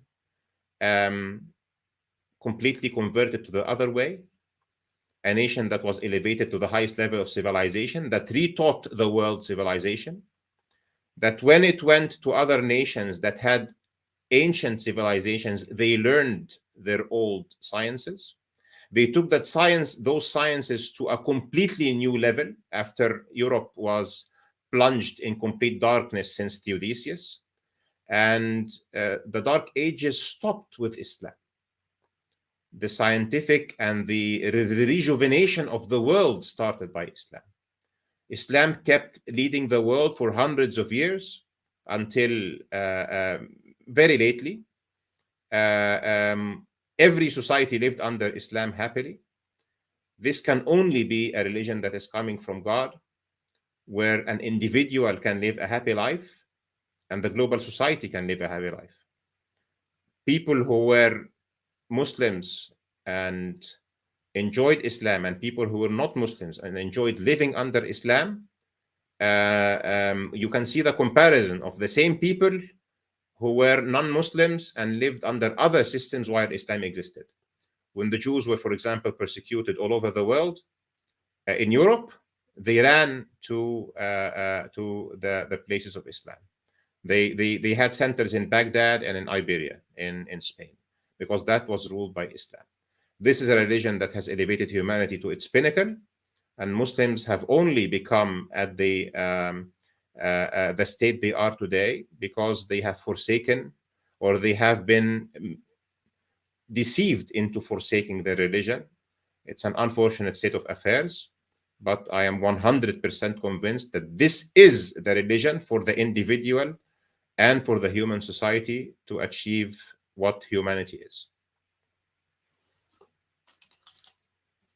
All right, you have a minute and 30 left, unless you want to Still? yield your time. Wow, okay, great. So let me use that one, because now we'll go into the questions and answers. So this is at the general level of what Islam is and what its impact on the human being and on the global scene was. There is no religion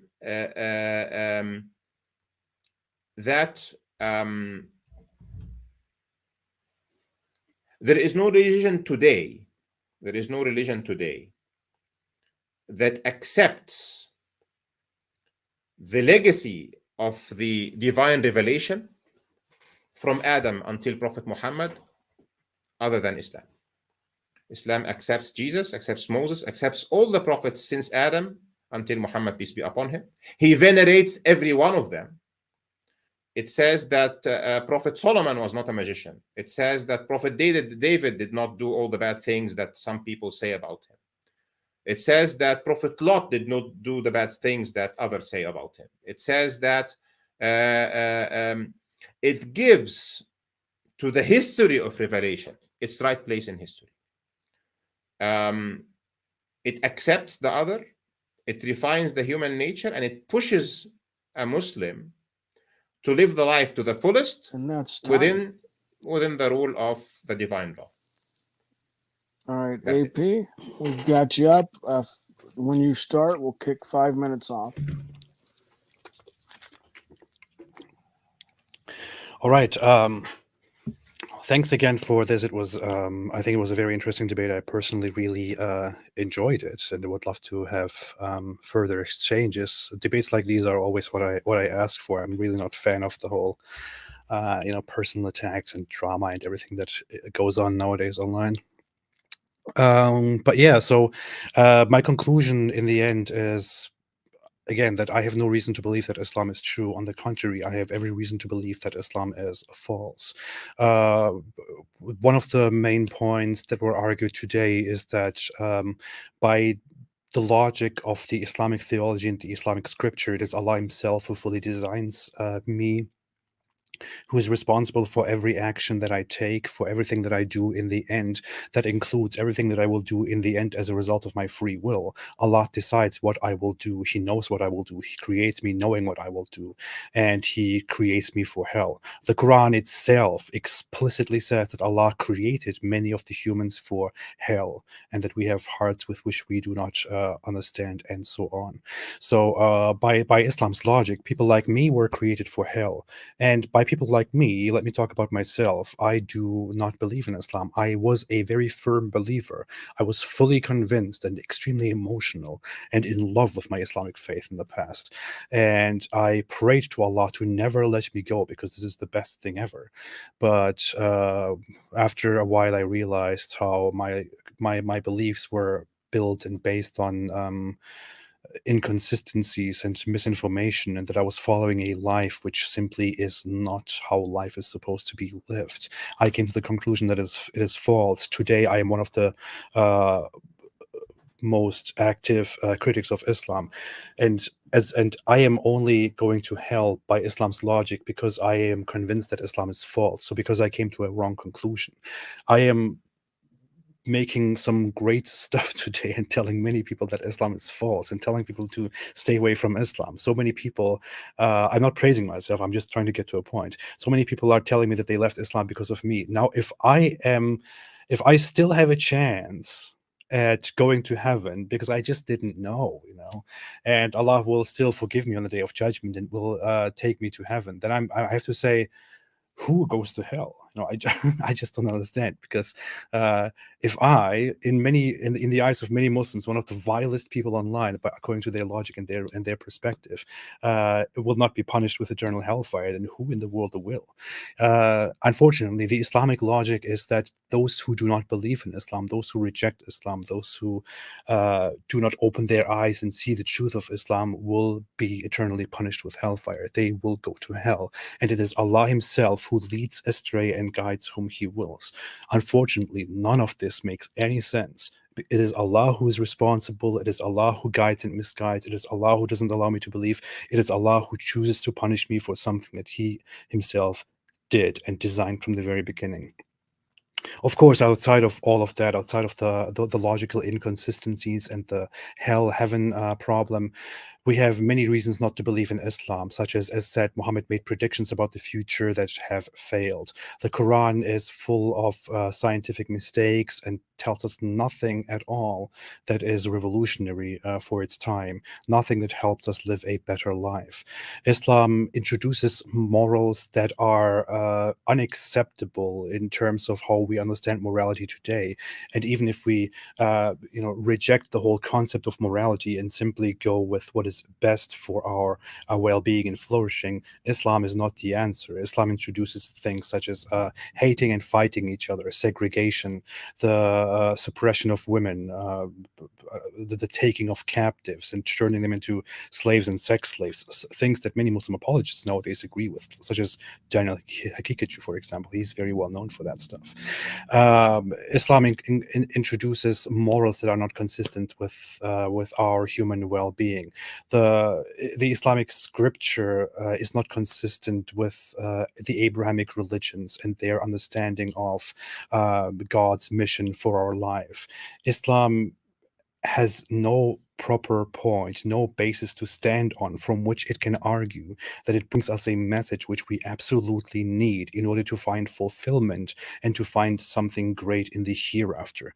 I see no reason to believe in Islam, and I always say, stay away from Islam. It is not good for you. I think that's time. That was much quicker than I thought. Yep, you had exactly 3 seconds left, so Okay. perfect on this timer, AP. Let me reset the screen, get you guys into the question and answer portion. Also, people have commented in the section. Yes, I look tired.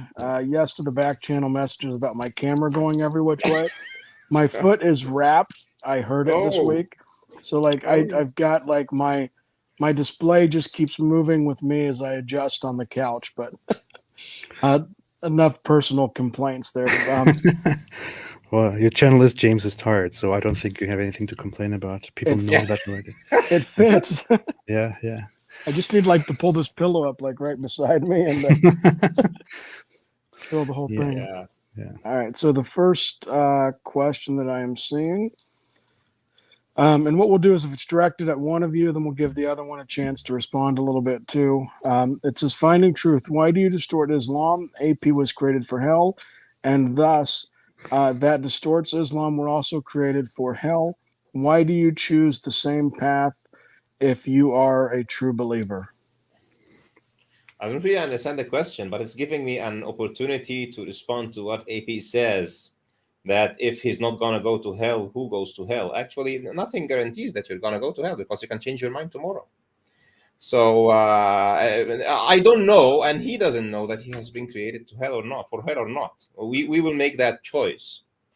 We will make that choice. So for example, the second best person who walked the earth from the disciples of Prophet Muhammad, Umar ibn Khattab, the story of his belief is that he was on his way to kill the Prophet himself.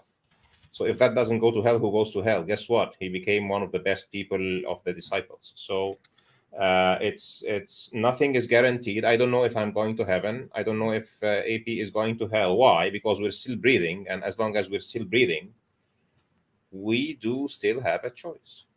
It's as simple as that. As simple as that.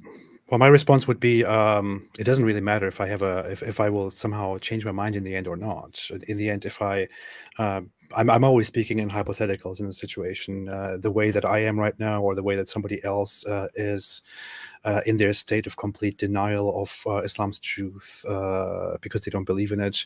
It would be they would be going to hell, and they would simply be going to hell for ignorance. And yeah, the Quran clearly says Allah created many of the jinn and mankind for hell. They have hearts with which they do not understand. They have eyes with which they do not see, ears with which they do not hear. They are like livestock. Rather, they are more astray. So it is the Quran's own logic that Allah created many of us for hell, which is simply a very strange thing to propagate. Alrighty. So the next question is, so Christians and Jews and Hindus, etc., also have no free will? Do they really, do they really believe that, or is it just apostates? I'm not sure to whom the question is. I'm kind of confused by the question. Maybe it's about when you guys were talking about earlier about choice, and that you indicated that AP stood before Allah and chose to take this.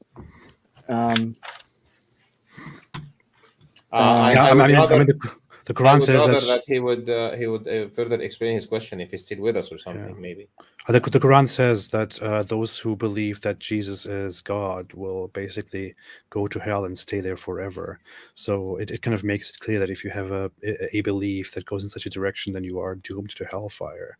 It really takes some more reading into it to interpret anything different out of that. And I think that is inconsistent again with the idea that it is you who chooses and that Allah is somehow just. Okay, so I might actually, okay, I might actually comment on that. So, Okay. Okay, so there is no specific place in the Quran that says Jews and Christians go to hell. There is no specific. If you try to quote an ayah, you will not find it. No, I specifically said those who believe that Jesus is God, that Allah is the third of the three, or that Jesus is. It says that God. it says that this is kufr, but it doesn't say they go to hell. So just for the accuracy of the quoting. Yes, I'm sorry, I need to pull that up now.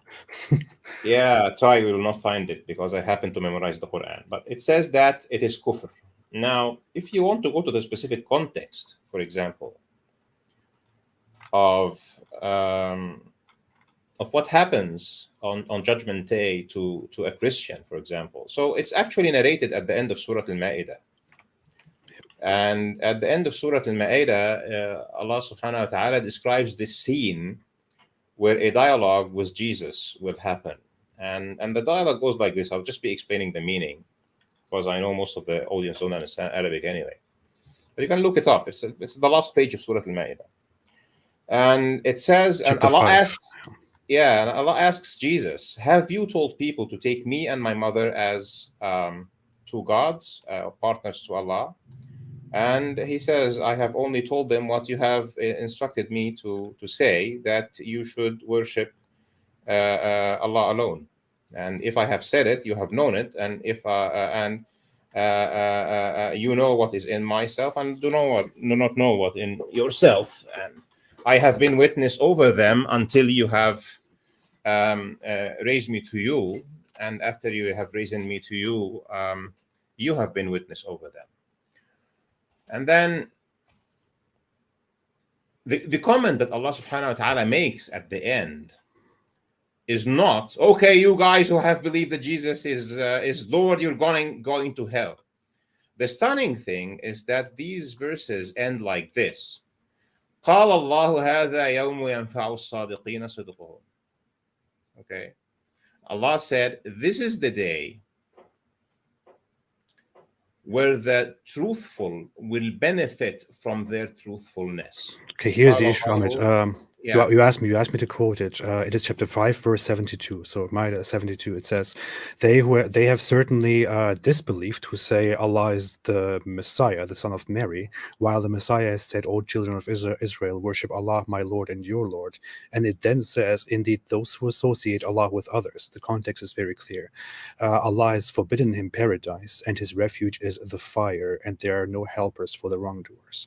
So the context within the context is very clear that those who believe Allah is the Messiah will go to hellfire, and paradise is forbidden for them. So what's wrong with my quoting? I'll come to comment on that too, but maybe we don't want to. Then, yeah, go ahead. There'll be more questions kind of on that, I think, going. So you guys will have a chance, but I'm trying to keep it as much where one comments than another responds as best I can. The next question for Ahmed. How can you explain the verses and pandemics from the Islamic perspective, viruses. There's my dyslexia coming in, and pandemics from the Islamic perspective when several hadiths say that infections don't exist? Yeah, so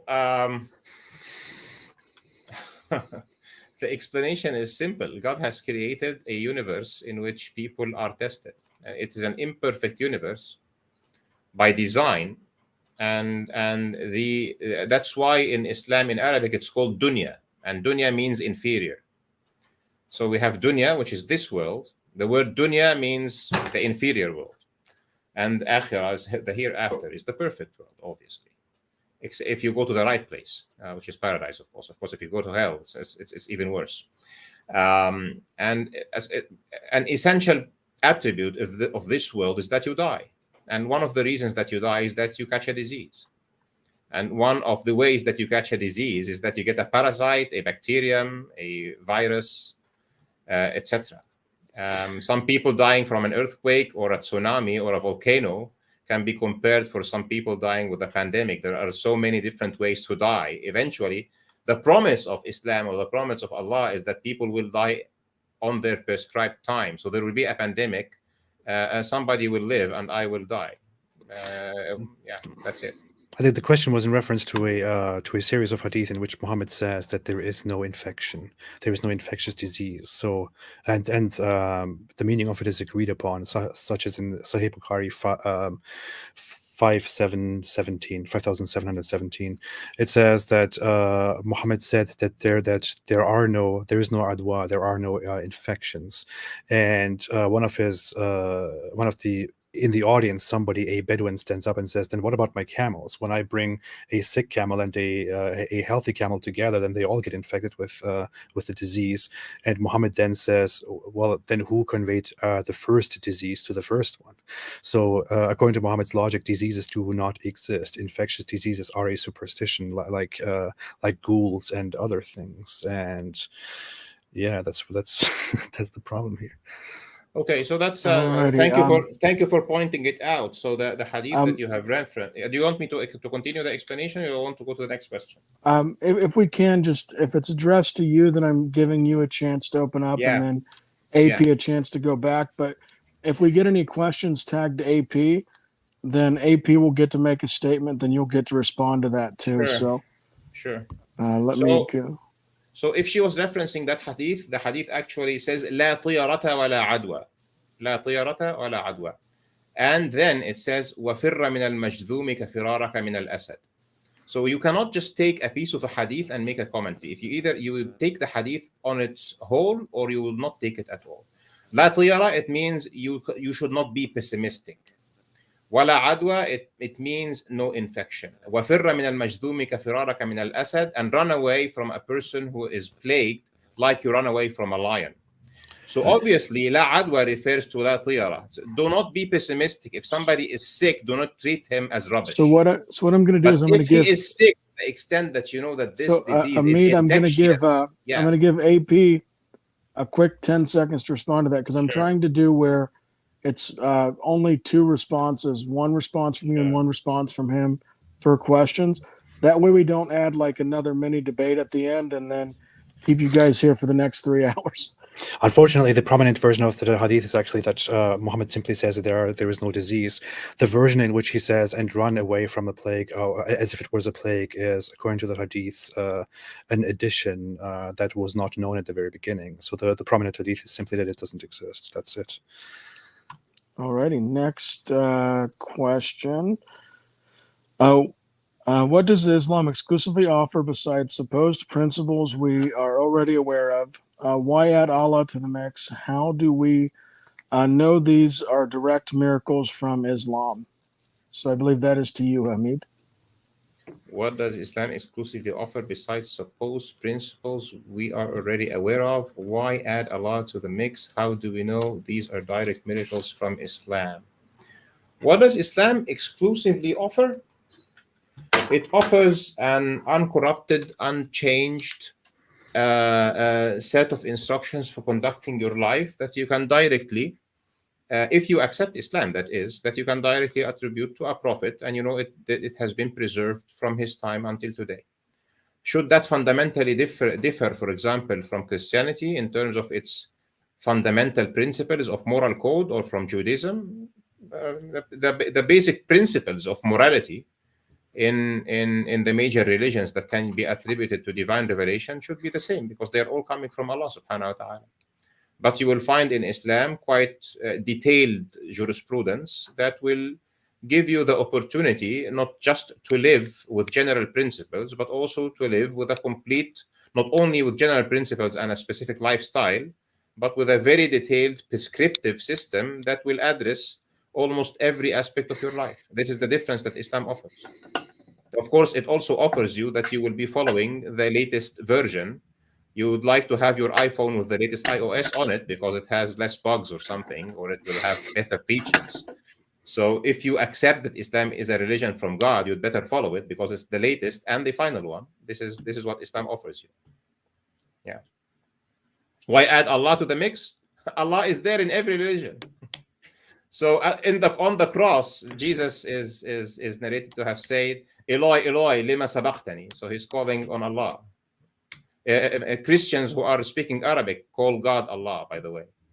God the Father, they call him Allah. So Allah is there in the mix everywhere. There is no religion without Allah. My response to that would be that you can use the same logic for all the other religions which came into existence after Islam, including the Ahmadiyya religion, the Baha'i faith, the Mormonism, and so on. Other than that, I have really nothing to add to the question here. You're muted, James.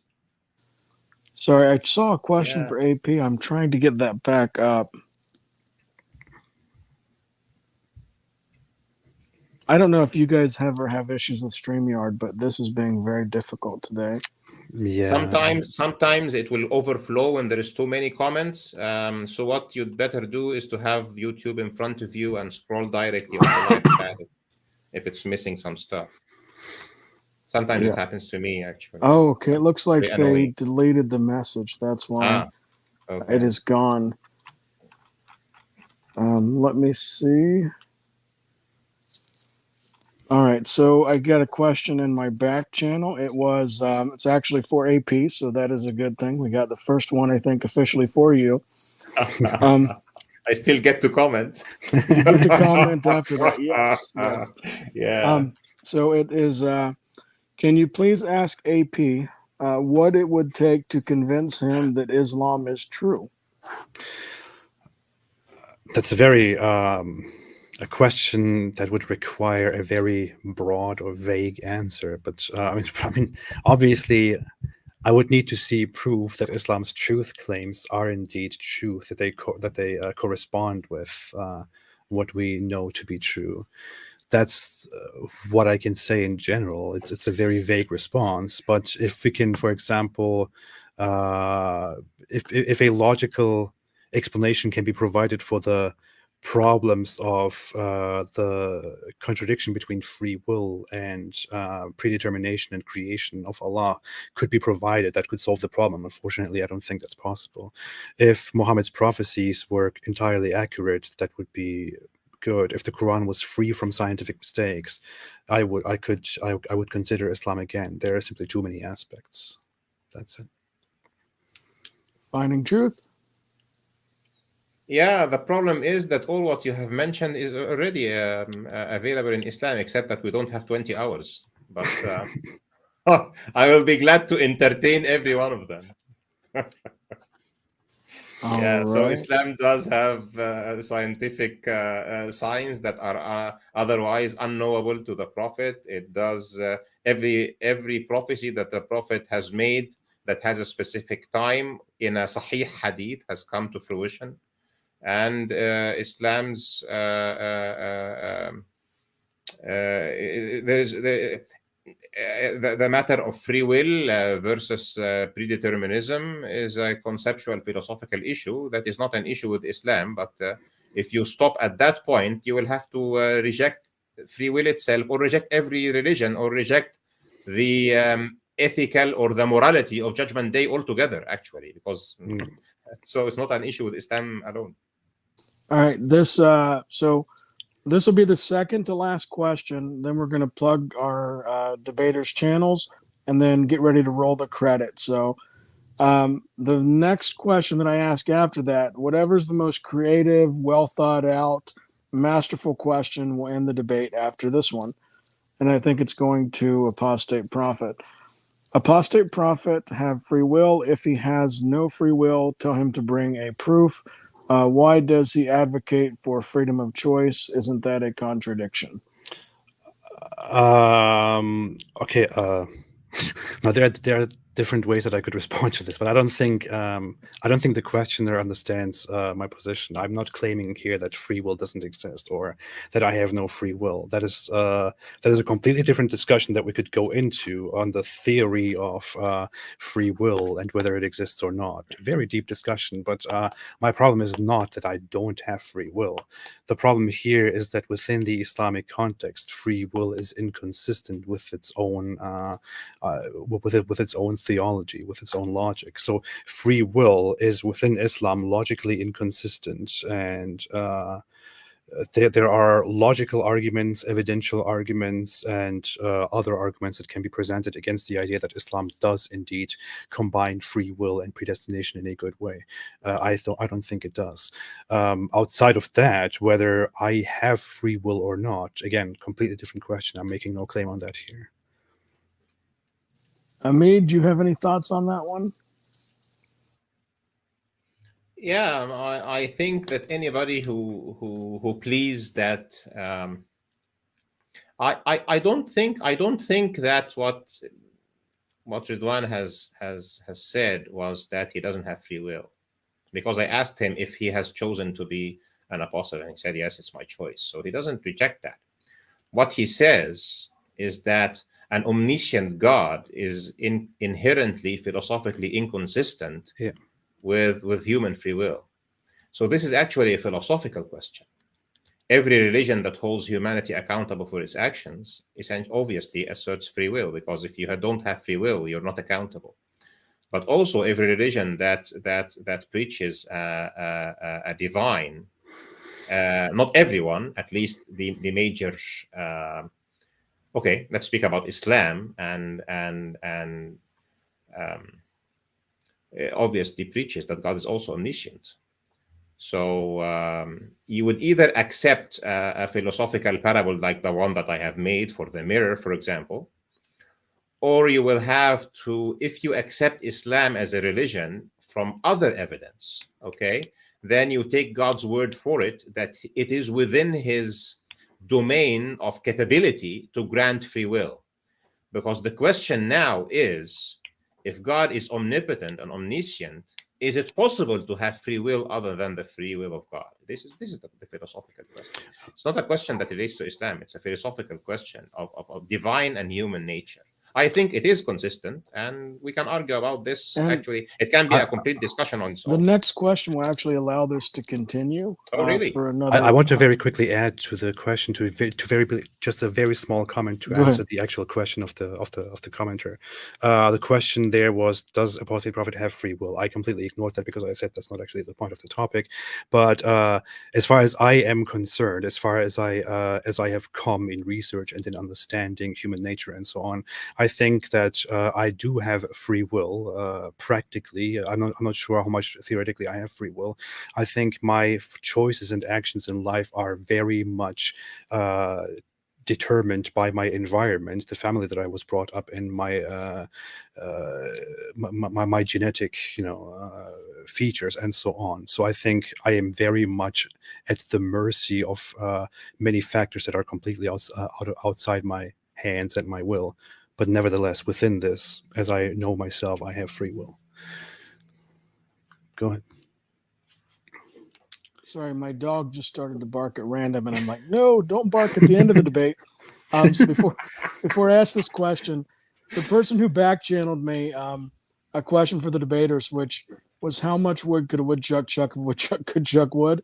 That is beautiful and brilliant. You completely it has nothing to do with free will, though. You said that the next one is free will related. The next question I'll ask is that, but I figured I'd at least give that a shout out. I did that to myself when I said, put the most creative question you could think of. So the final question of the debate, how does that follow? If you don't have free will, you are not accountable for your actions. Who is this question for? Is that? I think it was right after Ahmed talked, so we'll give it to Ahmed, then you, then we'll plug channels and wrap this thing. Okay, sure. Yeah, I happen to be an electronics and a communication engineer with a career in information systems. So let me give you this example. If I program a computer program to do something, and the programming was that it is a killing bot and it goes on and kills things. Okay, you cannot then catch the bot and kill it in retribution. All right, because it doesn't have a free will. If I create a robot that looks like, that is a humanoid, okay, and looks like humans and would smile when you tell it a joke, but at the end of the day, all what it's doing is that it is giving preset responses. And we have almost all of us, unless you've been living in a cave or something, we have lived those games where you are into this world or this universe and you are interacting with other AI creatures in the game, right? Maybe it's a dinosaur, maybe it's another computer AI artifact there, okay? And we know that those things are just a manifestation of the computer program. So if they do bad things, and if we are creatures of that world, you cannot hold those guys accountable for anything. You will have to hold the programmer accountable. So if we accept a God who doesn't give free will, then God is responsible for everything. This is how it follows. Yeah, my response to it would be I kind of stand where I was. I made a long presentation on this a while back. I called it "Therefore Islam is False" or a philosophical refutation of Islam or something along those lines. I don't know. But so the idea is that Islam, I think that free will cannot exist within the Islamic theology. In Islam, Allah creates the human, fully designs the human, determines everything that the human will do in his life, determines exactly how the human will function. And Allah knows from the very beginning that if Thomas is created with these capabilities and qualities and environment that Allah creates, then Thomas will in the end make the mistake and choose to disbelieve in Allah, and then will be punished as a result of that, on account of his disbelief. Allah not only creates Thomas with those abilities and with those capabilities and with his environment, which leads to Thomas's mistake, he also designs and programs Thomas's mistake and approves of the plan of Thomas making the mistake. And as a result of that mistake, Allah chooses to punish Thomas when the punishment is absolutely not needed. I mean, think about it. Why in the world is the punishment necessary to begin with? It is completely set up by Allah. So I don't think free will exists within Islam. And I don't think that a human can be held accountable within a consistent Islamic perspective if it were consistent. And that's where I will rest my case, I think. All righty. I want to say thank you to both debaters. You'll find a link to Apostate Prophet's channel in the description. You'll find a link to Finding Truth. Finding Truth, do you have anything coming up you want to plug for the audience? Yeah, so I'm now doing this series. I think it's a very nice one with Dr. Fazrana, who is a PhD biochemistry and Christian. And we ponder the magnificence of the genetic system and microbiology and molecular biology. He looks at it from the biochemistry aspect.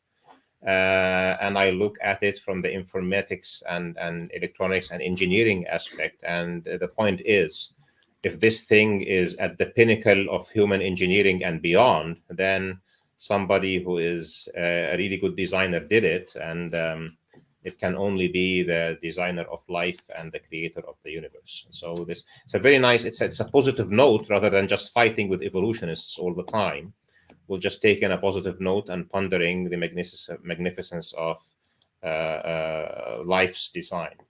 Another thing I'm going to be doing quite soon is another series with a Muslim scientist this time, who is a physicist actually, and we will be looking into how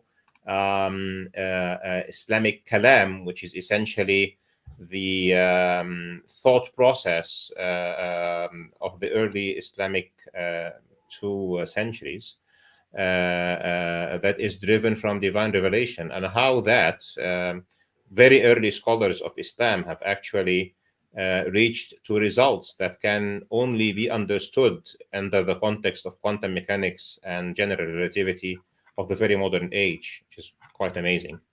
And I actually have a nice discussion with Hugh Ross this coming Saturday about how studying cosmology and astronomy leads to believing God, and Ross is obviously a Christian. So obviously, I don't have a problem with discussing things with people who are of other religions, as long as even with the apostates, as long as the discussion will lead us somewhere, and we can have a. I hope Ridwan, you have enjoyed this. Absolutely. And I hope you don't go to hell, man. I hope you don't go to hell, man. You know, the Prophet Muhammad used to say, used to pray for Umar ibn Khattab, who wanted to kill him. And I pray for you that you reconsider. Ahmed, don't worry, I won't go to hell.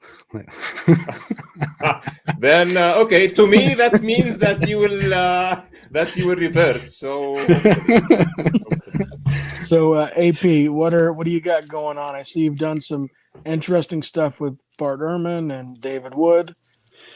Yeah, I came together with Bart Ehrman several times. We kind of have this growing cooperation with him going on, which is very interesting. I had I had some contact with Bart Ehrman in the past, but I never went ahead actually engaging in a long discussion with him and having an interview with him. In the end, very honestly, I was suddenly driven to interview Bart Ehrman because he had just had an interview with a Muslim apologist, a very well-known one. And then after that, as a result of that, I kind of formed this kind of partnership with Bart Ehrman and